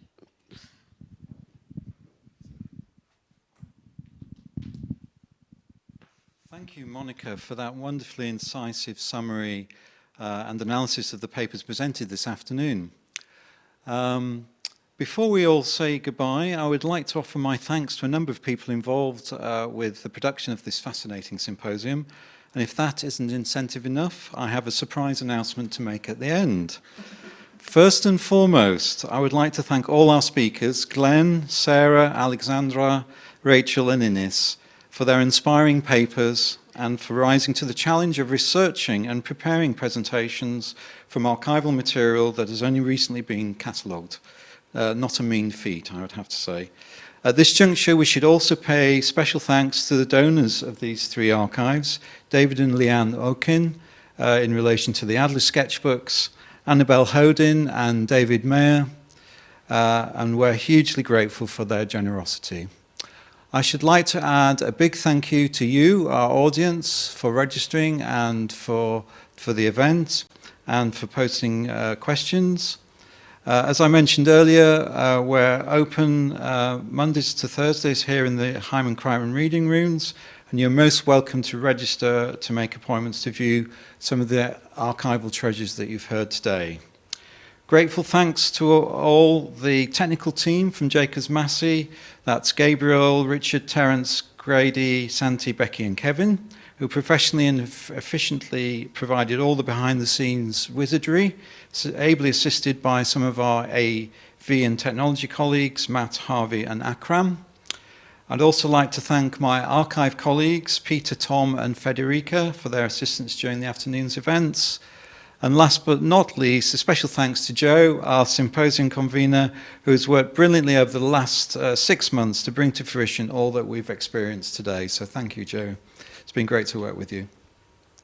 To end with exciting news, I'm delighted to announce that the Marie-Louise von Motochitsky Trust have generously offered to fund a phase 2 of the Émigré Art Archives project. As you can imagine, everyone at Tate is thrilled by this further support of our work, and we're greatly looking forward to continuing our close collaboration with Frances Carey and her fellow trustees. The funding will enable us over the next 3 years to catalogue and selectively digitise the records of the Drian Gallery, the papers of Anton Ehrensweig, who was mentioned today, and those of Joseph Herman, additional papers from his family, and Ewan Phillips, who was in fact the first director of the ICA and a monuments man. Additionally, there will be funds to mount a major display from these collections and our other Émigré Art holdings, the appropriately named Marie-Louise von Motochitsky Archive Gallery here at Tate Britain, with an associated Émigré Art Symposium in 2026. So if we don't see you in person in our reading rooms, we look forward to welcoming you again to a similar event in 3 years' time. On that positive note, it's goodbye from everyone here, and we wish our global audience, wherever you are, a lovely rest of the day or evening, and thank you very much for attending.